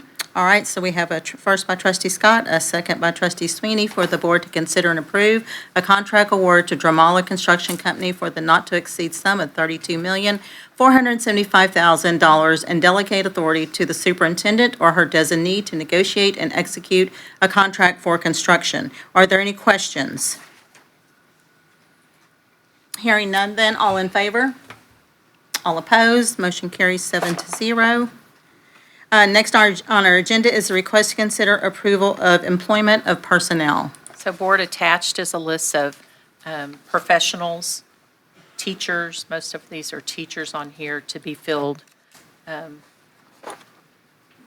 consideration for contract. Thank you. I will entertain a motion for the board to approve the requested personnel items as presented. I move that the board approve of employment of personnel. Thank you very much, Ms. Sweeney. Is there a second? Second. Thank you, Mr. Johnson. All right, we have a first by Ms. Sweeney and a second by Mr. Johnson to approve the requested personnel items as presented. Is there any discussion? I have a quick question. Yes, sir? It's actually three about teacher contracts. How long is our standard teacher contract? 2 years, And the amount of days per year? 187. And how long is a teacher's daily schedule? Like I was in the district, it was 8.5 hours per day. What is our, So they get 30 minutes for lunch, duty-free lunch, right? And so it's typically, it depends on the level, right? But it's, I don't know, like 7.5 hours, 8 hours. They're salary employees, so there's not like a set amount of, but typically, I don't know, Mr. Ford, what time do your, I'm putting you on the spot. Or Dr. Patterson, what time do your teachers report in the morning? 7 to 3:30, junior high, Dr. Nelson? 8 to 4, well, dismissal, 4:30 because of dismissal. Elementary, 8.5 hours? yeah, about 8.5 hours. And I ask Yeah. this because my kids go to Mary Merrick, but I drop them off in the morning to Shirley Dill Brothers for the shuttle. And I drop them off, if they're not there at 6:40, that app's going to let me know they missed the bus. And I see teachers walking into the school, reporting to duty. Well, they get dropped back off at that campus, the secondary campus, or Savannah Lakes Elementary, around 4 o'clock. That's what time the bus gets back. And I still see teachers. So some, they rotate duties. Every campus is different, so it's based upon whatever that campus decides. So some teachers may have duty early in the morning, and they don't have it in the afternoon, or vice versa. Or some teachers, like when I taught, I like to get there early because I wanted everything set up. I want it in my, or I had a grade level meeting in the morning. So it just depends. Every district, I mean, every campus is different. Is there a limit to the amount of time a teacher can be on duty? No, because they're salary So employees. 20 minutes to an hour, it's up to the I principal. mean, we have teachers, we've had to tell them they can't come up on Sundays. We've had to like block their swipes because they'll come work all week. I mean, it just depends. And then there's some that they're watching their watch and they're in at the last minute or late and they're out. the bus. Yeah, before the kids are on the bus. So I mean, it just, when we have 4,000 something employees, there's, But there is no limit to the amount of time a principal can have a teacher. I mean, reasonably 8.5 hours, 8.5 hours a day. But they work well beyond that because of, But it's nothing black and white. What we're saying is all gray. I just want to be sure. Not a limit. The verbiage is reasonable, as long as it's reasonable. Yeah. That's as vague as that. I've met a whole bunch of irrational and unreasonable people. So if an unreasonable principal say that it's reasonable to them, but most people say it's not reasonable, we don't have anything in place right now. That's the verbiage that we get, so when we go back, if they have to stay for parent meetings, if they have to stay for An parent ARD. nights, those type of things, those are reasonable things. But every day, is it reasonable to say every day you'll stay this amount of time before and after? Well, Would it that be? Yeah, every campus has, you're required to be here at this point. You can't leave until this point. Okay, but this But agenda not over item and is above. talking about approval of employment of personnel. It's not discussing terms of a contract. Well, if we approve personnel, I think in somewhere they might sign a contract. Our contracts don't list a time. Okay. That's like employee handbook, or principal will have like a campus handbook. All my administrators are shaking their heads, yeah. And if as a district, we wanted to put a set time limit, what would that process be? Okay, That would be again, for discussion at another time. Yeah, that doesn't and that relate would to be hiring an staff. operational President, thing. I call the question on this. All right, we have the question called. Is there a second for calling the question? Well, I don't either. Is there a second to call the question? I'll call the question. I'll second the motion. So we need to go ahead and move into a vote on what the motion was, which is the board to approve the requested personnel items as presented. All in favor? All opposed? Mr. Roberson, what was your vote? Of course, I approve the Thank you. contracts. All right. All right, the next item on the agenda is a closed executive session. The board will now adjourn into executive session pursuant to the following sections of the Texas Open Meetings Act: 551.071, private consultation with the board's attorney; 551.071, multi-district litigation update; and 551.089, discussion of district-wide intruder detection audit report findings. The next on the agenda is the adjournment. Do I hear a motion to adjourn? Do we Is have that to- Mr. Humburn? Do we turn this in? Second by trustee Johnson. No discussion, of course. All in favor of adjourning? Motion carries 7-0. Thank you, y'all.